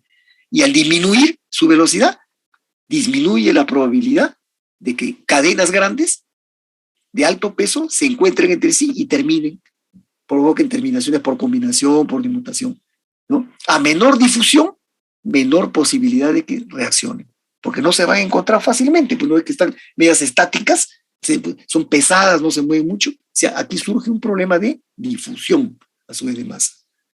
Esta es la consecuencia. El problema es cinético, pero simultáneamente se produce un fenómeno de difusión. Y esta disminución en la velocidad de difusión provoca una disminución en la velocidad de terminación, porque en general, al no atacarse, al no moverse mucho, no se encuentran, no terminan fácilmente. Y al disminuir la velocidad de terminación, esto genera, finalmente, miren, un incremento de la velocidad total de polimerización. O sea, ¿quién es el que se beneficia con esta situación molestosa? La velocidad de propagación. ¿Ve? Y como se beneficia, va a aumentar el BP. Por eso es que el peso molecular, la velocidad de la reacción y el peso se disparan así de manera abrupta. Acá está la razón, ¿no? Que cuando se generan esas condiciones de alta concentración, se aleja la cinética de primer grado, lo que va a ocurrir es que las cadenas, los radicales grandes, se vuelven, que son más pesados, ya no se mueven fácilmente y no se encuentran para terminar, para desatar la terminación. Entonces, ¿qué ocurre con esto? ¿Cómo se dice esto? La propagación sigue predominando. ¿Y la propagación qué hace? Sigue haciendo crecer y crecer y crecer más las cadenas, y cada vez más grandes y más grandes, más pesadas. ¿Se dan cuenta? Eso es lo que genera todo el problema, el aumento del peso molecular, no hay movilidad interna de las cadenas, el medio físico se vuelve cada vez más viscoso, más gelatinoso, va volviéndose cada vez más sólido, ¿no? Y todo eso es un problema, porque eso significa liberación de calor. No se olviden que las polimerizaciones en su gran mayoría son exotérmicas. Ahí está el problema, además, porque se va a producir en poco tiempo una inmensa liberación de calor. Y eso es peligrosísimo en el reactor, porque yo puedo estar incluso con mi sistema de refrigeración, pero ya no va a bastar, porque esto ocurre de imprevisto, violentamente, y se me puede descontrolar la temperatura. Y eso significa igual explosión en el reactor. Así que este es un fenómeno que puede terminar siendo crítico y trágico. Y de hecho han ocurrido muchos accidentes también por este problema, por no entender o desconocer el problema. Entonces, como estudio en la ingeniería acá de la cinética, tiene que tenerse bien presente. Y tiene que saberse en una polimerización, desde que la empiezo a estudiar en el laboratorio, qué nivel de autoaceleración puede ocurrir. Si no hay, perfecto. ¿Ya? Si no hay, no hay problema. Pero si hay que ver qué grado de efecto gel es. Si es leve, ya evaluaremos pues, si vale la pena. Pero si es agudo, ni hablar. ¿Cómo se frena esto? A ver, yo les pregunto a ustedes, ¿están viendo cómo ocurre el fenómeno? ¿Quién lo ha causado? ¿Y qué es lo que ocurre en el reactor? Entonces ustedes me dirían, ¿qué me propondrían, a ver, por ejemplo, para afrontar esta autoaceleración? Hay varias soluciones, ¿no?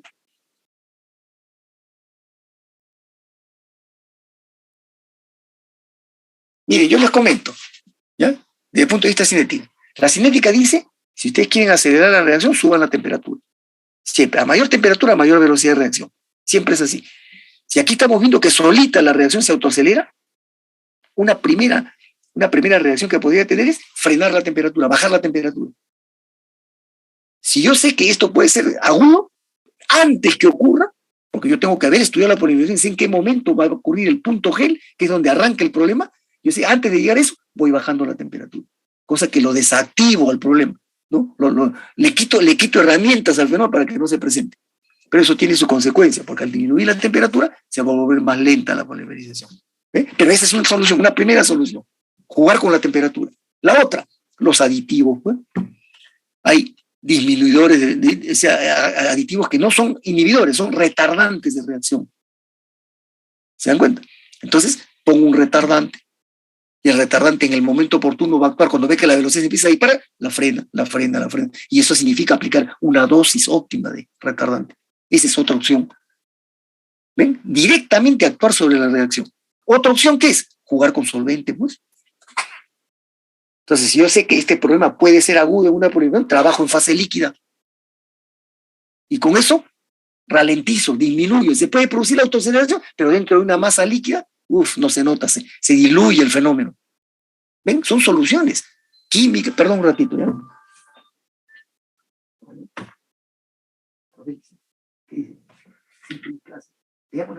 A las 12 ya, entonces miren, soluciones distintas, temperaturas, usar solventes, usar retardantes de reacción, o combinaciones de ellos. ¿Ya? Y estoy poniéndome en el caso de que sea crítico. Si el caso es leve, de repente me basta controlar alguno de estos aspectos. Nomás. Pongo un retardante suave en poca dosis para que me frene un poquito, ¿no? Y ni se nota. Y seguimos, avanzamos en la polimerización. ¿Está bien? Entonces este es un problema, miren, químico, ¿no? Cinético, pero que tiene un efecto de difusión, de transferencia en masa. Es un problema, al final de cuentas, el que causa el origen, si bien es cinético, pero el problema se manifiesta cuando se produce esta situación con la difusión de las cadenas. Entonces, otra forma, porque esto lo he visto en investigaciones que se han hecho en artículos, otra forma, hay técnicas que hacen ¿qué cosa? Juegan con la agitación. Si ellos saben que la difusión de las cadenas largas se vuelve lenta, ¿no? Y no van a reaccionar, no van a generar terminación, como dice acá el primer párrafo, entonces, ¿qué hago? Aumento la movilidad de las cadenas grandes. ¿Y cómo puede ser aumentar la movilidad? Aumentando la velocidad de agitación. ¿Ven? Otra solución técnica. O sea, hay una serie de opciones. Es un poco sentido común mi criterio, pero con conocimiento pues, de los conceptos de la cinética, de la química. Entonces, es un fenómeno muy interesante, ¿no? Muy planteado,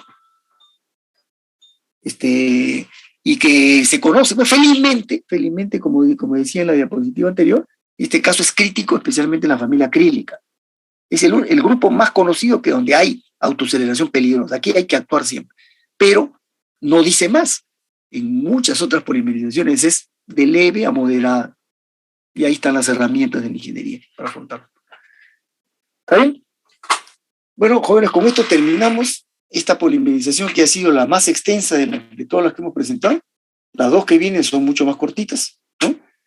Para finalmente cerrar el capítulo de la polimerización con el tema de la copolimerización. ¿Ya? ¿Preguntas?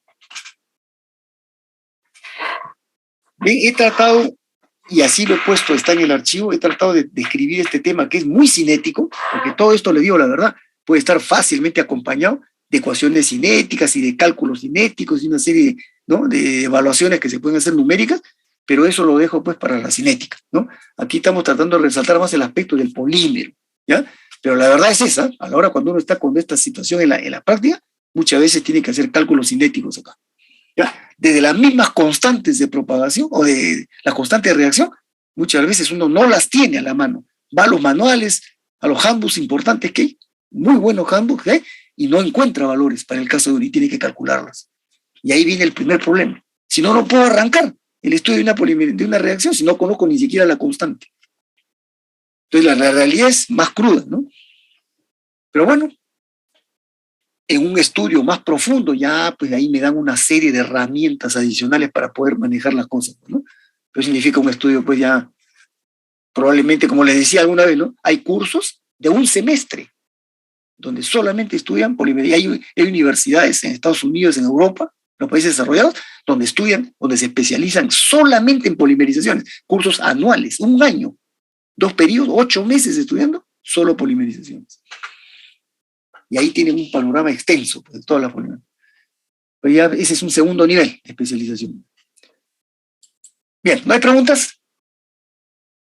Ustedes tienen el archivo ahí. Analícenlo con calma, hay una serie de ideas, conceptos acá, eso es lo que me interesa, los conceptos acá. ¿Ya? Repito, ¿no hay preguntas? Profe. Sí.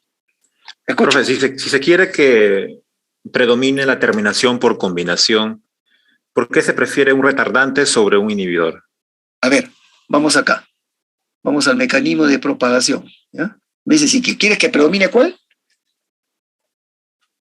La terminación por combinación. Ya, combinación. Si quiere que mira, comenzando, de la manera como nos expresamos, digo que yo quiero que predomine. ¿Qué significa eso? Que sea mayoritaria o que sea única. Comenzando por ahí. Los extremos no hay. Yo puedo, claro, un inhibidor en principio uno lo aplica y supuestamente, en teoría, digo, anula una reacción. ¿Ya? No será al 100%, pero puede ser al 99.5%, que es casi 100%. ¿Ya? Entonces, si yo quiero que tener solo combinación por combinación, entonces tendría que frenar casi totalmente la otra. Y ahí tendría que recurrir a un inhibidor. Y de esos hay un montón. Hay unos más fuertes que otros. Pero si solamente quiero favorecer, quiere decir que quiero que mayoritariamente se haga la combinación, pero no anular esta, lo que tengo que hacer es un retardante. Y así es la cosa. Cosa que a esta la voy a disminuir, le voy a dar ventaja que la otra predomine, pero siempre va a ocurrir esta, aunque en menor cantidad de lo que hubiera salido de manera normal. ¿Ven? Y así como hago este análisis, puede ser en cualquier otro sentido. Por eso se habla de inhibidores que frenan teóricamente la reacción, o los catalizadores que inician la reacción, pero también hablo de retardantes que lo único que hacen es disminuir la velocidad para hacerla más lenta y controlar lo que yo quiera. O también puedo hacer de aceleradores de reacción. Pero eso es una vez que ya empezó la reacción, la puedo acelerar más. Pero también puedo acelerar una reacción subiendo la temperatura. No es la única forma de acelerar una reacción. O la forma de disminuir una reacción no solamente con un retardante, sino también disminuyendo la temperatura. Pero cada uno tiene sus pros y sus contras. Por eso muchas veces en la práctica, en vez de estar jugando con la temperatura, porque la cinética siempre aconseja trabajar a más temperatura para hacer más rápida la reacción. Es lógico, ¿no? Ahorro tiempo y plata, pues, ¿no? Pero eso tiene sus límites termodinámicos, ¿no? Hay temperaturas topes, techos y temperaturas suelo, ¿no? Por eso es que la industria recurre a los aditivos, ¿no? Más práctico, y trabajo a temperatura constante. ¿Está bien?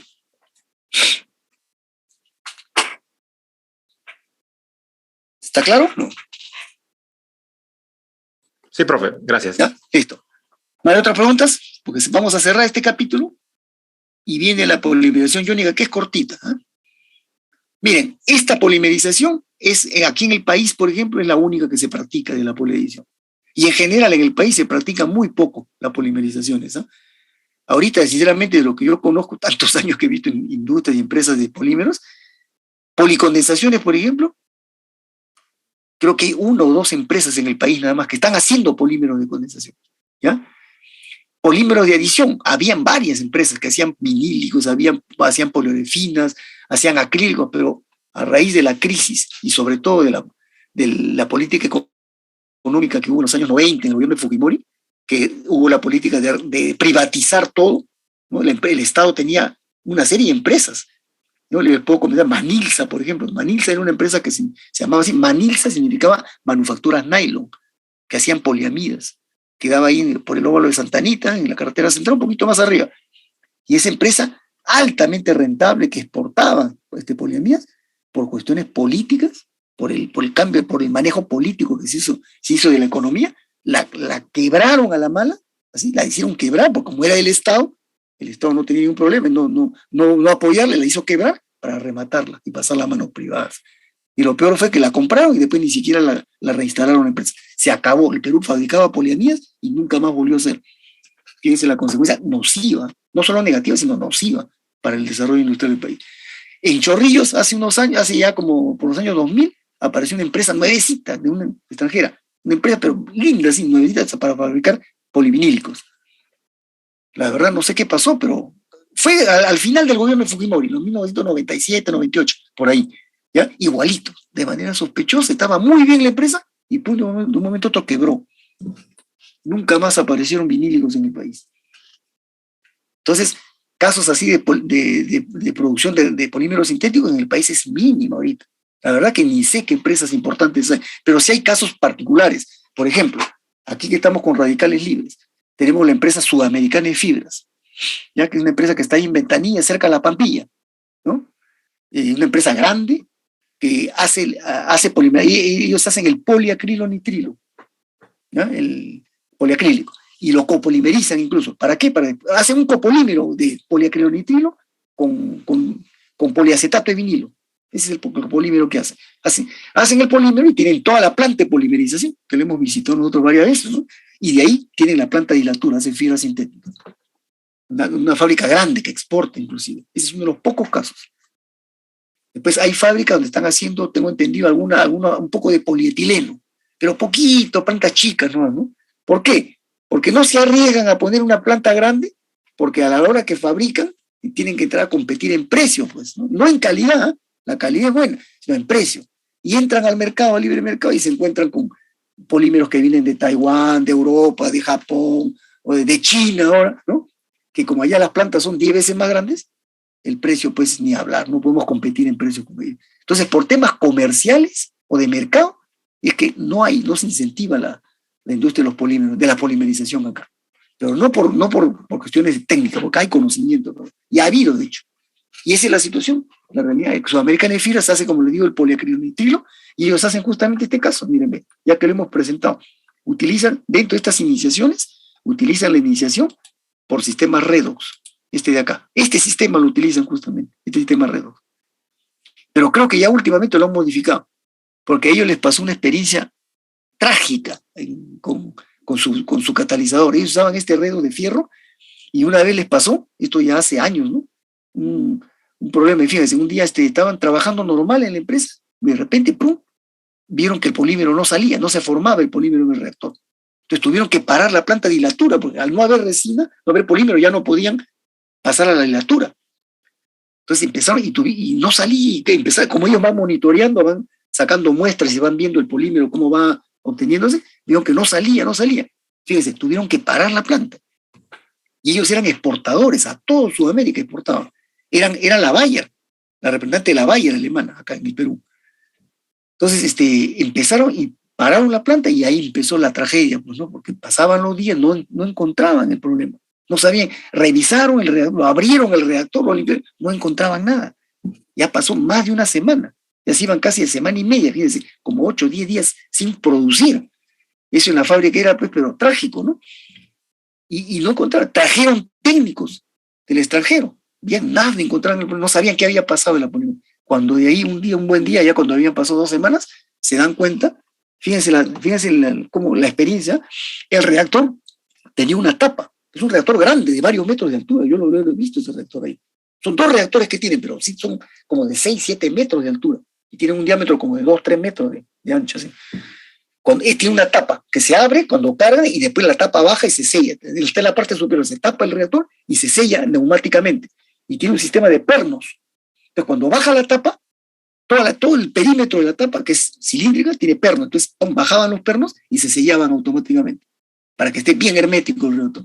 Se dan cuenta, después de, como digo, 2 semanas, que un perno de la tapa no estaba. Y era un perno grande, ¿sabes? Como de 2 o 3 pulgadas cada perno. Así. Faltaba un perno. Empiezan a buscar, no lo encontraban.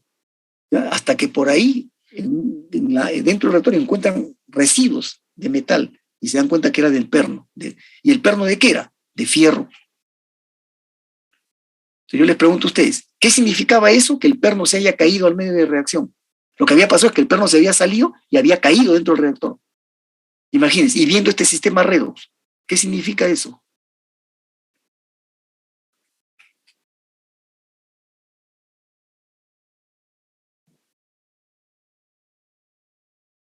¿Se dan cuenta? Miren, el sistema redox, ¿cómo funciona acá? Y encima cayó el perno que era de fierro, cayó al medio de reacción.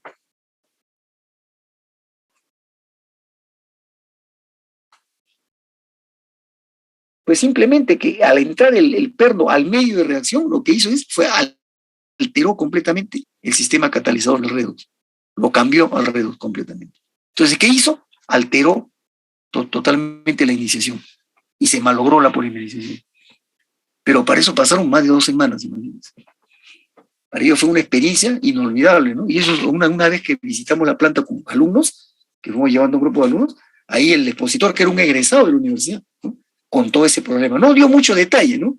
Hizo como que, como algo que a veces sencillo, pero cuando él dijo, se cayó un perno en medio, ya los que entienden química se daban cuenta, ¿no? Entonces, una tontería, mire, digamos, una falla mecánica, como es el que se haya salido un perno. O la pregunta es por qué se salió el perno, ¿no? Como nadie se dio cuenta que se salió y se cayó adentro del reactor. Bueno, ya pues, es otro tema, ¿no? Y se dieron cuenta, entonces dijeron, no, hay que cambiar a otro sistema redox mejor, o otro tipo de iniciador, que no dependa del fierro ni del material del reactor. Y creo que eso es lo que hicieron después, cambiaron su sistema de iniciación. Y esa fábrica sigue funcionando, porque la Bayer la vendió a la fábrica en los años 80, antes del año 90, producto del terrorismo que había en el país, porque les hicieron varios atentados, ¿sí? Entonces la matriz alemana dijo, no, ya no, se fueron del país y la vendieron. y la compraron unos capitales paraguayos, inversionistas paraguayos, y después al poco tiempo, o así en el tiempo, fue pasando a manos peruanas. Hoy día los accionistas mayoritarios son peruanos. Es una familia que se llama Rausmus, que hoy día está, que es el dueño, que ya ha fallecido, digamos, el jefe del grupo económico sí, Rausmus se llama, está comprometido en el tema del abajato, ¿no? En las coimas que ha habido a las campañas presidenciales, eso está en los periódicos. Y él ya falleció, pero toda la empresa está comprometida, porque los acusan de sobornos a las campañas políticas. Bueno, ese es el tema interesante, a toda raíz de este problema, miren, de Sudamericana de Fibra. Es una gran empresa, que es una gran productora de fibras sintéticas de poliacrílico, de copolímeros acrílicos, en realidad. Entonces, ellos hacen esta polimerización y utilizan polimerización de radicales libres con sistemas redos, y ahora cuando veamos más adelante la técnica de polimerización, vamos a ver qué técnica de polimerización hace. Bien, dejamos este tema entonces, cierro el archivo, voy a abrir el siguiente, que ya se los he mandado también, ¿no? Hace un rato. Aquí tenemos por un lado la polimerización iónica, más adelante está la iónica compleja, y después de terminado esto, ¿no? Tenemos el tema de la copolimerización, ¿ya? Esto es para toda la poliadición, aunque especialmente importante es en radicales libres también, ¿ya? Bien, entonces, polimerización iónica. Estas polimerizaciones, estas dos que están acá, iónica y iónica compleja, no se hacen en el país, definitivamente, ¿no? Y en realidad se hacen en muy pocos países en el mundo, sobre todo la iónica compleja. La iónica, en fin, todavía hay más países que la hacen, pero en Sudamérica, por ejemplo, Latinoamérica, en Brasil hacen polímeros iónicos. En Argentina, muy poco. México, probablemente. Y son los tres países más desarrollados, digamos, de Latinoamérica. Nadie más, ¿ya? La iónica compleja, solamente en Brasil se hace. Y en México un poco, nada más. ¿Quiénes más hacen estos? Bueno, el mundo desarrollado, ¿no? Norteamérica, la Europa Occidental, Japón, China, Rusia. Ellos son normalmente los que hacen esto. Y los que tienen el control en general mundial de la producción de estos polímeros hechos por la vía iónica o iónica compleja. Ahora, cuando yo digo polimerización iónica, no quiere decir que el polímero va a ser un polímero iónico necesariamente, ¿eh? O sea, por ejemplo, un polielectrolito, que es un polímero que tiene grupos iónicos, ¿no?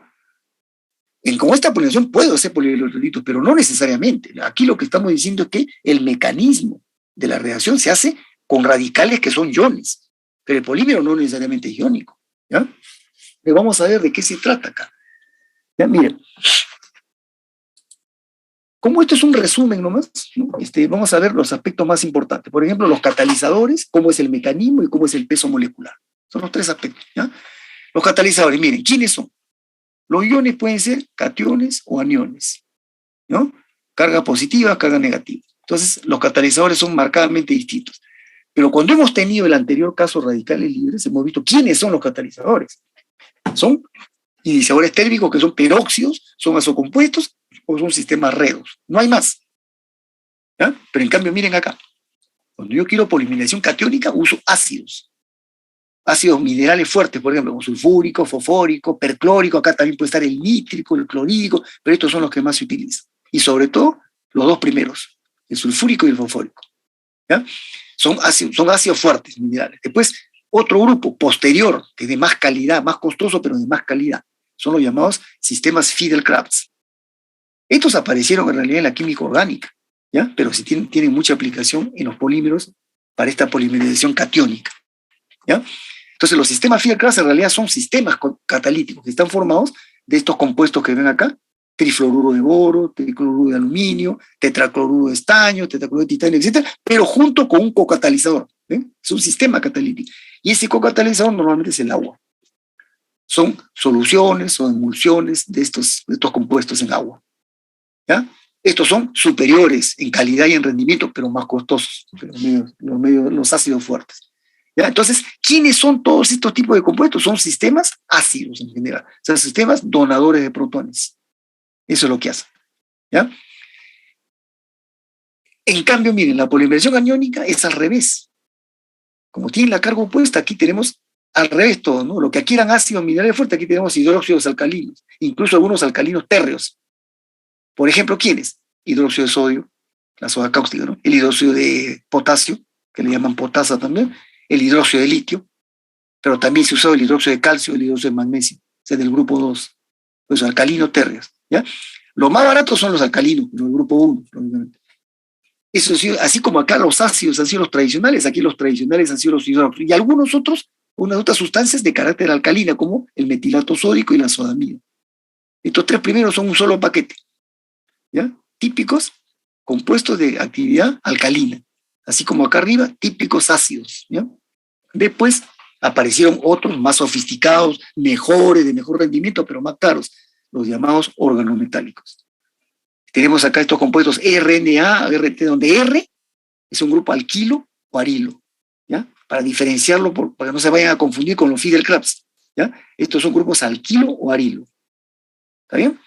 Eso se llaman organometálicos, ¿ya? Y en general, ¿qué cosas son? Son álcalis, son bases. Y teóricamente, porque hay ejemplos también reportados en la biología de otros tipos de iniciadores que en general son de actividad alcalina, que no son ninguno de estos que están acá, ¿ya? Como aquí también, se han usado compuestos de actividad ácida que no son ninguno de estos dos grupos.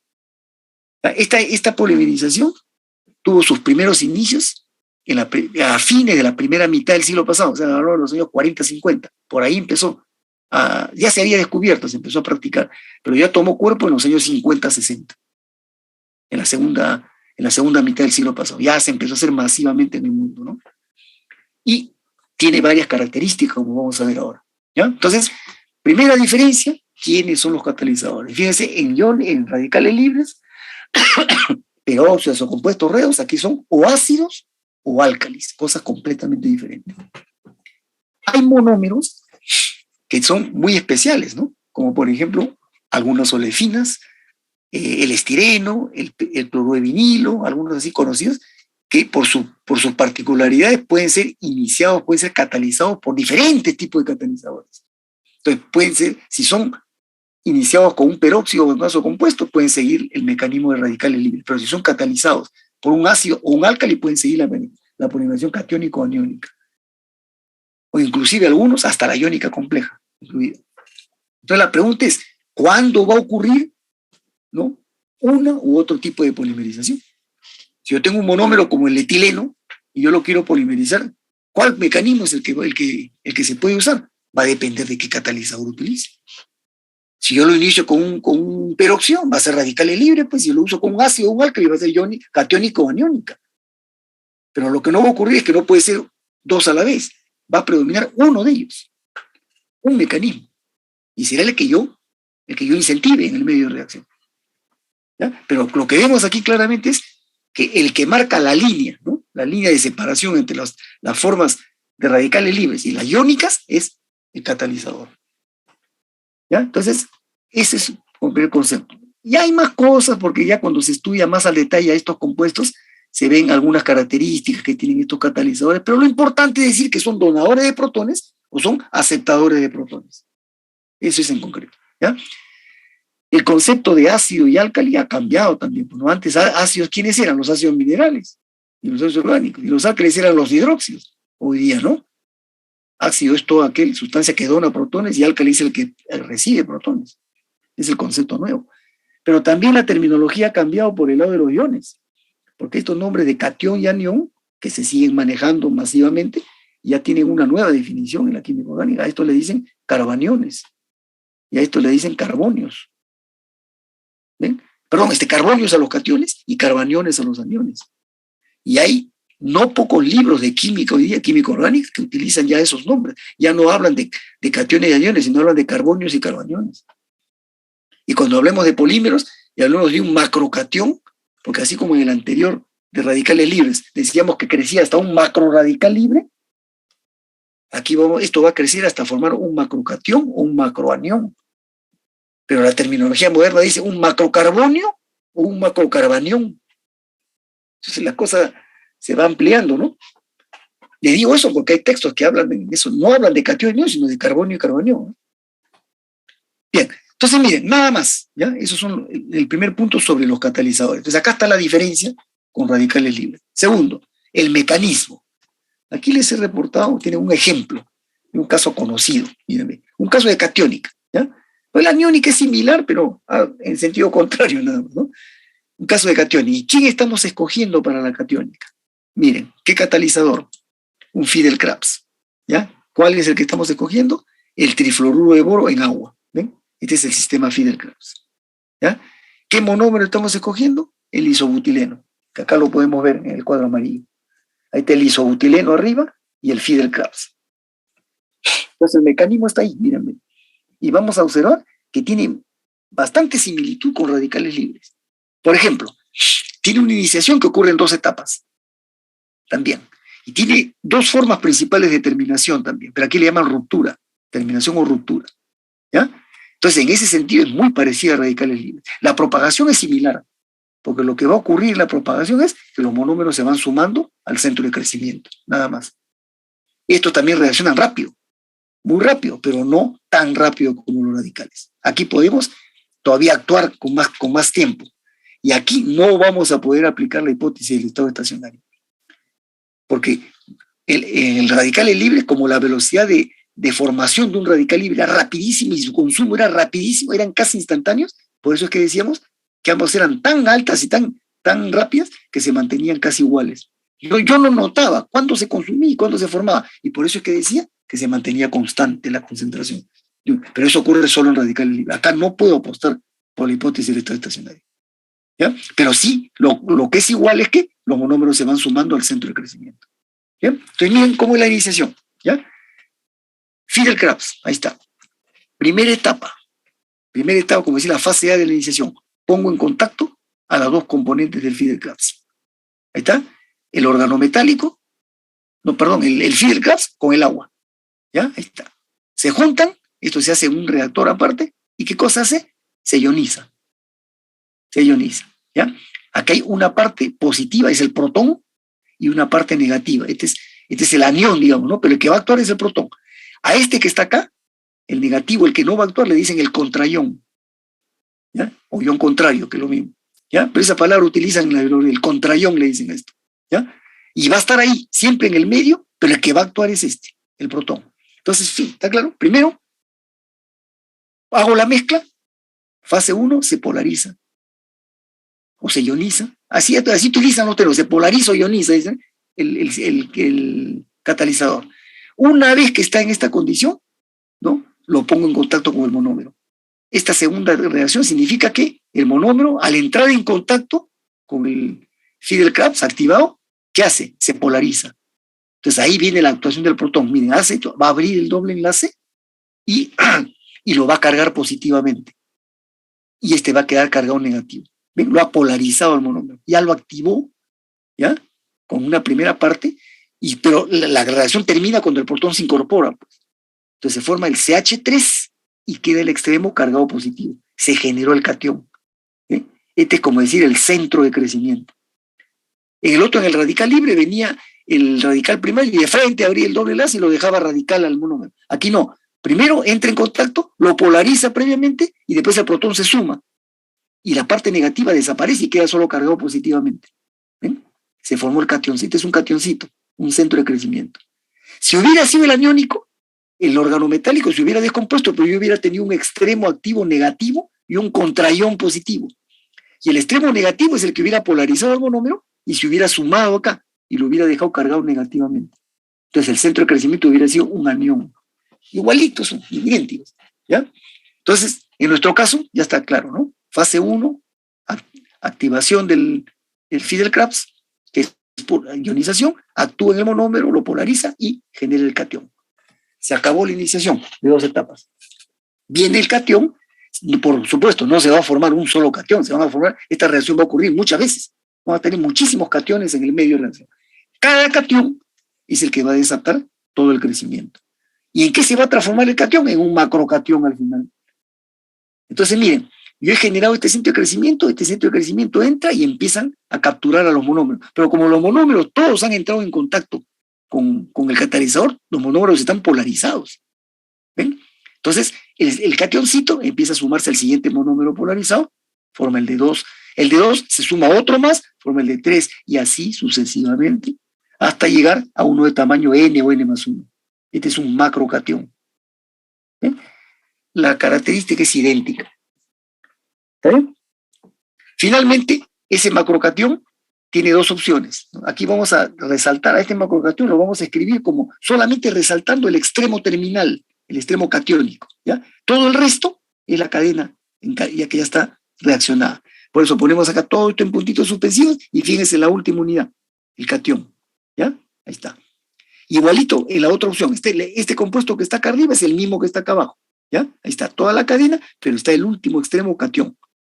Entonces, ¿qué formas de terminación va a tener? Hay dos opciones. Ya ambas le llaman ruptura. Dice, cuando se pierde un protón del grupo metilénico de esta última unidad monomérica. La última unidad monomérica es este. ¿Ya? El grupo metilénico es este de acá, el CH2. Entonces, cuando se pierde un protón aquí, de este grupo metilénico de la última unidad, se sale el protón, se va a liberar, como ven el protón acá al lado derecho, ¿y qué va a quedar acá? Se forma un doble enlace.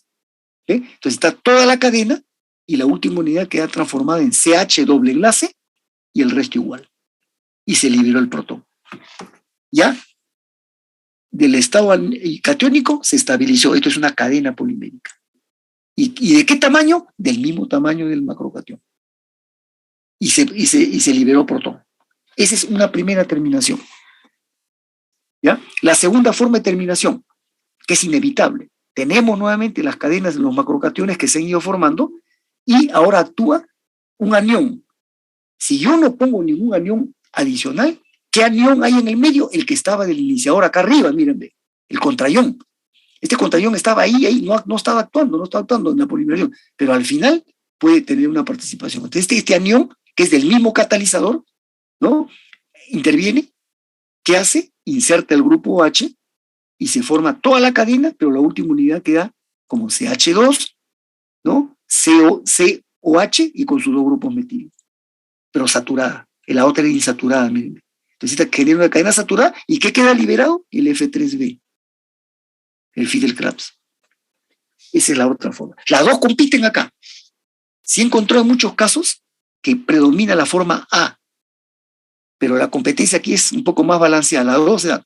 Entonces podemos hacer algunos comentarios sobre estas dos formas de terminación. ¿Ya?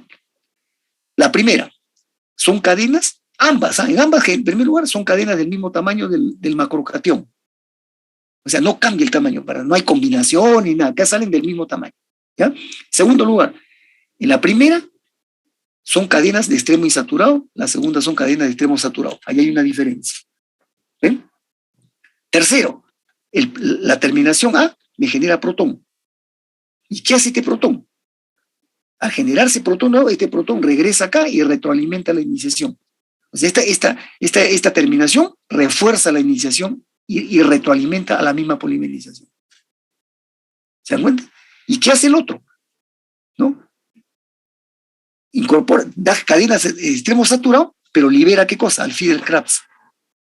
Y el Fiedel-Crafts también se retroalimenta en la iniciación. O sea, al final ambas polimerizaciones, una por el lado del protón, terminaciones, perdón, una por el lado del protón, otra por el Fiedel-Crafts, retroalimentan la iniciación. Entonces este proceso se repite y se retroalimenta solo y tiende a repetirse de manera muy parecida. Porque cada cationcito termina generando un macrocatión que genera cadenas iguales. Y todos los cationcitos reaccionan más o menos parecidos. No son como los radicales, que son hiperactivos, que están combinándose, dismutándose, haciendo todo. Este no. Este sigue la misma tendencia, el mismo patrón, termina de las dos mismas formas, se retroalimenta de la misma forma. Esa es la característica de este mecanismo. Como consecuencia de esto resulta generando una gran característica en esta polimerización, que todas las cadenas que se van formando el polímero, que provienen de los macrocationes, que terminan en una u otra forma con extremo saturado o insaturado, esas cadenas todas se parecen mucho en tamaño. O sea, estamos hablando de un polímero que tiene tendencia muy alta a generar cadenas muy parecidas entre ellas. ¿Qué significa eso? ¿Quién me dice? ¿Qué significa eso? ¿Curvas angostas? Curvas angostas, efectivamente. Esa es la gran característica y su gran cualidad de esta polimerización. Genera las curvas más angostas de todas las que se conocen en las polimerizaciones de edición. Pues desde ese punto de vista es superior a las radicales libres. Ustedes han visto que radicales libres genera anchura, esta no. Aquí se logran curvas bastante estrechas. pero tiene sus defectos, que los voy a comentar cuando hable de la última polimerización, la iónica compleja. Ahí la voy a poder comparar. Pero su gran cualidad es curvas angostas. Por lo tanto, da polímeros de comportamiento muy homogéneo. Esa es su gran cualidad. Son polímeros más caros, pues, porque esta polimerización es más costosa que los radicales libres. ¿Ven? Sin embargo, no me dicen de cuánto crece si se logran altos pesos moleculares. Acá no puedo manipular mucho el peso molecular. Ese es su defecto, por ejemplo, o un defecto que tiene, ¿no? Pero su gran cualidad, curva angosta. El peso molecular, aquí presento los resultados nomás. También vamos a tener una distribución numérica y una distribución ponderal, ¿no? NN es un grupo donde están todas las cadenas que tienen un tamaño determinado, o sea, un grado de polimerización N cualquiera. Esto corresponde a un tamaño cualquiera. Pero no hay una, hay N sub N. Pero el polímero tiene diferentes, tiene NC cadenas, sumando los diferentes tamaños. Entonces, cuando yo hago el cociente entre NN, que es de un grupo de un tamaño, frente a NC, que son todos los tamaños, esta es la importancia, ¿no? Relativa, pero numérica, de un grupo dentro del polímero. ¿Ven? Y este es en peso. Este viene a ser el peso del grupo NN entre el peso del grupo NC total. ¿Ya? Y fíjese en función de qué está. Esto es factorial, ¿ah? Factorial. Este está en función del parámetro nu. ¿Y qué cosa es nu? El grado de polimerización promedio. ¿Ya? Estas son ecuaciones que se deducen, tienen su obtención, se deducen. ¿Ya? Eso están ya en las bibliografías más sofisticadas, ¿no? Pero esos son los resultados. La que más importa acá, de hecho, es la distribución ponderal. ¿Ya? Y esa es la que mostramos en gráfica acá. Esta es una gráfica tomada de un texto, ¿no? Donde vemos acá, en el eje X, vemos el parámetro X. ¿Quién es X acá? X viene a ser el N minúscula, ¿ya? El N minúscula. O sea, el grado de polimerización de un tamaño cualquiera. Y fíjense, ¿qué cosa? ¿Por qué estas curvas así? Estos valores 50, 100, 500, ¿qué cosas son? Son momentos distintos de la reacción. En un primer momento menor, 50. ¿Ya? En un segundo momento, 100 y 500. ¿Pero de quién? Del valor de nu. ¿Ya?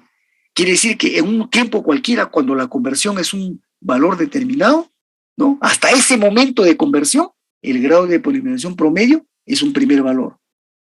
Pero avanza la reacción a mayor tiempo, avanza la conversión, el grado de polimerización promedio aumenta, es otro valor. Entonces, estas curvas significan momentos distintos de la reacción. Y lo que me va mostrando acá esta curva es que a medida que va aumentando, fíjense, de uno de 50 a 100, la curva se desplazó más al lado derecho. Quiere decir que todas las cadenas aumentan en tamaño. ¿Ve? Pero una vez que ya está sobre un valor cierto de 100, cuando aumenta uno de 500, ya los valores casi no aumentan más, más bien se cierran, se van reduciendo en variedad, se va volviendo más angosta la curva, se van pareciendo más. Y si esto estuviera en un valor superior a 800, esta curva sería aún más cerrada, sería casi empinada. Esa es la característica de la polimerización. A mayor conversión, más homogeneidad en el tamaño de las cadenas. Gran característica de esta polimerización. Bien, hasta ahí nomás llego el día de hoy. Ya, acá hay un grafiquito que ya lo comentaré el día martes. Este es uno de los objetivos para hacer polímeros iónicos, para floculantes, por ejemplo. Y esto lo voy a comentar. Y nos queda solamente la iónica compleja, que es corta también, ¿ya? Y la copolimerización. Dice que esto lo acabamos el día martes y ya cambiamos de capítulo. ¿No hay preguntas? A ver, analícenlo esto. ¿Ya? Porque como lo hemos hecho un poco rápido, analice el día martes, lo comentábamos si hubiera preguntas, ¿no? Porque esto deja varias lecciones, ¿ah? Sobre todo sobre las formas de determinación.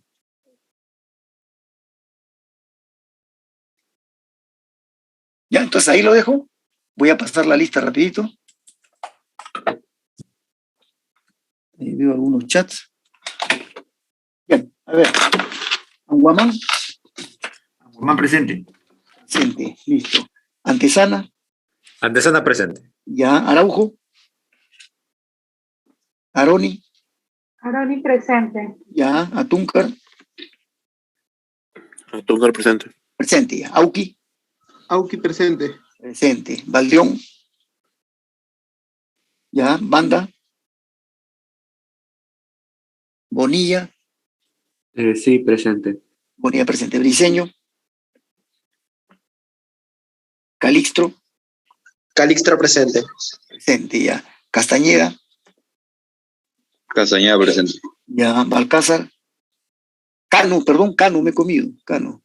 Cano presente. Ya, Cárdenas, Cara presente. ya, Castañeda, creo que presente me dijo, ¿no? Castillo, Castillo presente. presente. Cepeda, Collantes, perdón, Collantes está en el chat, ¿no? Después de Cepeda, Chaguaila, Chávez, Profe Chabuela, mira que se le fue el internet. ya, lo voy a considerar. ¿Cepeda o Chaguaila? Chabuela. Chaguaila, ya, listo. Ya, Choquehuanca, Presente. ya, muy bien. Collantes está en el chat. Córdoba, Cuaresma, presente. Córdoba presente, ya, Cuaresma, Damasio, Efio, Efio presente. presente. Esquivel, Nivel presente. presente. Farfán, Fernández, Fernández presente. presente. Flores, Gagliufi, Gagliufi presente. ya. Jerónimo, Guarniz, Cepeda presente. Guarniz, no está, ¿no? Hernández, Hernández presente. ya. Guamaní, Juanmani presente. ya. Jesús, Lazo, Lema, Lema presente. ya. Lucas Almeida, Lucas presente. ya. Lucas Sanz, Presente, profesor. también ya. Mayasca, Mayasca presente. ya. Mamani, Mani presente. ya. Mañuico,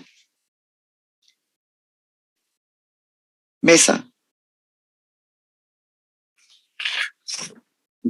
Seguimos. Olivera, Olivera presente. ya. Ollero, Paredes, Paredes presente. presente. Peralta, Pichilingue, Pichilingue presente. ya. Pilco, Pinedo, Pinedo presente. ya. Pongo, Pongo presente. ya. Preciado, Presente. ya. Quirós, Ramírez, Quiero presente, profesor. Quirós presente, ya. Ramírez, Reyes, Reyes presente, profesor. ya. Rodríguez Antaigua, Rodríguez Santiago presente. ya. Rodríguez Valverde, Presente. ya. Rojas Ambrosio, Rojas Requena, Salas, Salas presente. ya. Salazar, Salazar presente. ya. Sánchez, Presente. ya. Sandoval, Sandoval presente. ya. Suárez, Surco, Surco Tapia, Surco presente. Tapia, Tapia presente. ya. Vilela, Presente. ¿alguien más que no haya mencionado en química? Jesús, acá veo, presente en el chat. Jesús, ya, listo. Bien, lo de petroquímica, a ver, acero, Presente, profesor. ya. Calderón, Presente, presente. ya. Candia, Carvajal, Presente, profesor. ya. Cruzado, Espinosa, Presente, Espinosa. ya presente, ya. Manco, Presente, profesor. ya. Quintana, Presente, profesor. ya. Y Saavedra, Presente, profesor. ya. Cruzado no está, ¿no? Candia, tampoco. Listo. Muy bien, jóvenes. Entonces, nos vemos el día, la próxima semana. Estoy pensando que como este tema de polimerización es poco práctico para teoría, de repente una calificada o buena parte de la calificada siguiente va a ser algunas aplicaciones de esto en base a la información que tienen en los archivos, ¿ah? Ya algunos calculitos simples, usando solamente lo que esté en los archivos, para que sea así medio domiciliario, ¿ya? Estoy pensando en eso. Bien, nos vemos la próxima semana. Cuídese. Suerte. Hasta luego. Hasta luego, profesor. Hasta luego, profe. Chao. Chao, profesor. Hasta luego.